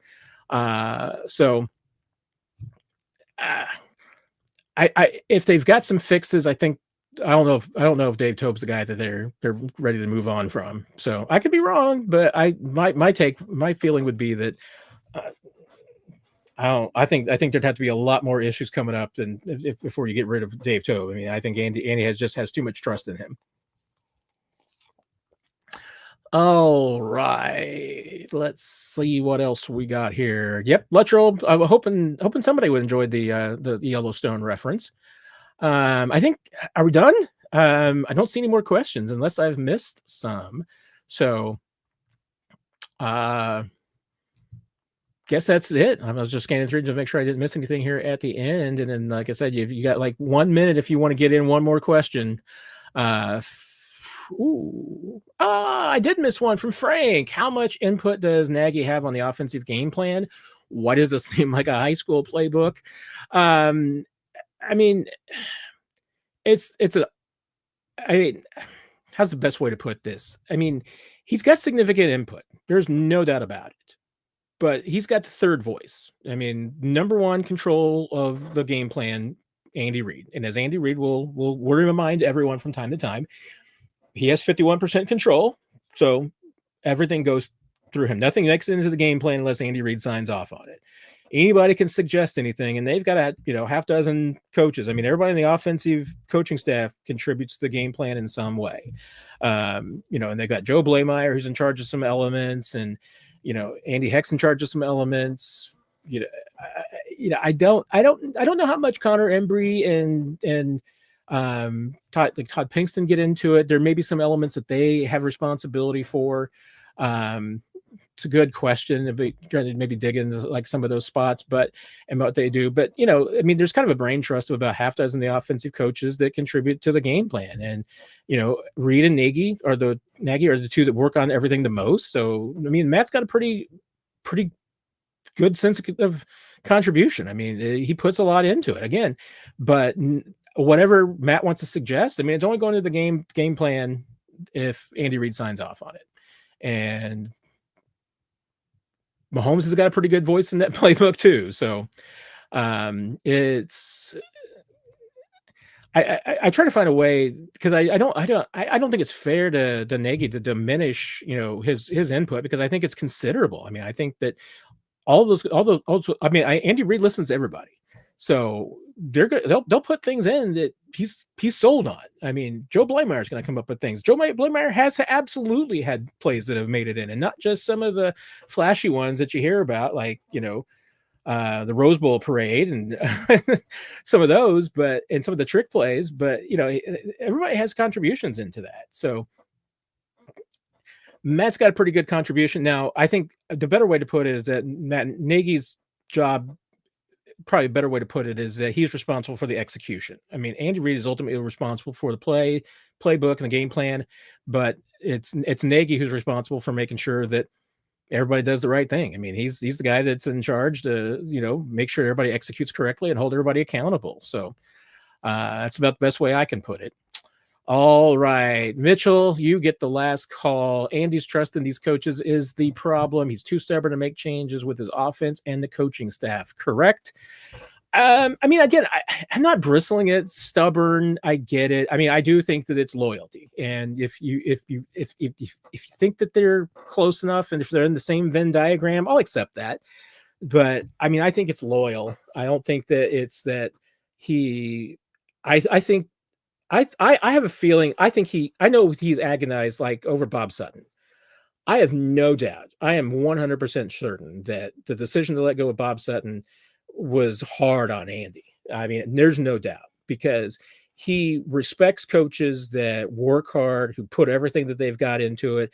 If you are a slacker, Andy Reid would have no problems firing you. But if you do everything you asked, and you work hard, and you're a professional, and you do all these things, and you've had success in the past, I mean, and success for him, I mean, the last thing Andy Reid wants to do is fire somebody, and especially somebody that, like I said, had been successful for him and had good moments.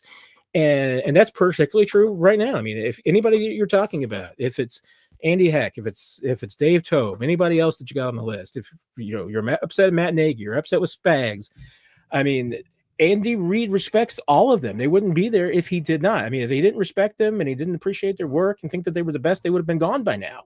So I know that whenever he has had to let go of a coach, he agonizes over it because he is loyal to his guys, and it would be very much easier for him if coaches made it easy for him and just didn't perform it. Obviously, that's what ended up happening with Bob Sutton, is that they got to a point where they weren't getting the results. They had to move on. It was probably 1 year later than maybe they should have. But then again, I mean, it also worked out that when they did move on, hey, Steve Spagnuolo wants to have a job now, and there's one available for him.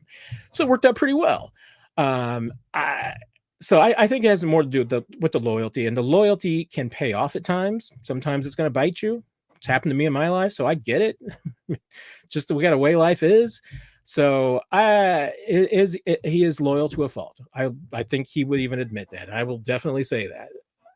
So if they make any changes in the offseason, I know that they will be considered significantly. I know it won't be a light decision.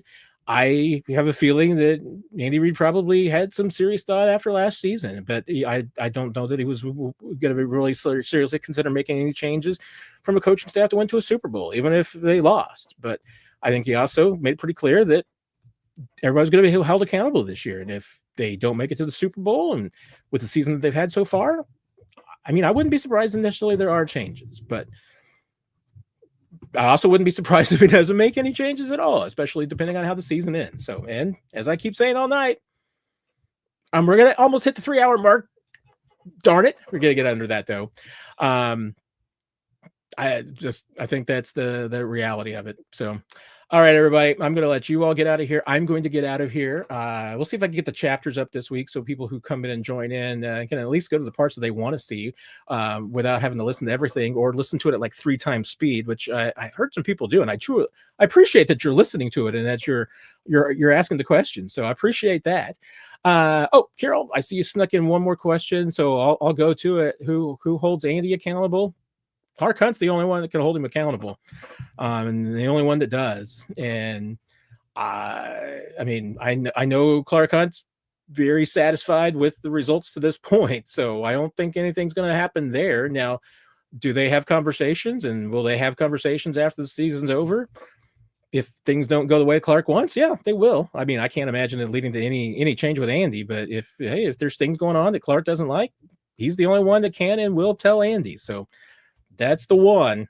So, all right, everybody, have a great week. We, of course, it's kind of a normal schedule this week. We've got with Nick and I, we will have 41 is the mic coming to you probably late Sunday evening, hopefully not too much into early Monday, but we'll probably, if we get a chance to record early, which there's always a chance, on noon games, maybe we'll be able to get it in, and then we can get it out there. And one more question. Yes, it's a Thanksgiving dinner if there is only ham and no turkey? Yes, we are a ham family, as you obviously remember, Jesus. We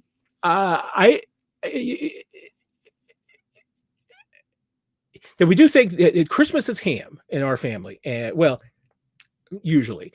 I think it was ham last year. It was just different. We didn't. The in-laws did not cook the ham. It was purchased and everything pre-made. So that was different. But Thanksgiving's got to be a turkey. I mean, has to be a turkey, right? I mean, I understand. I mean, I'm all about mixing things up.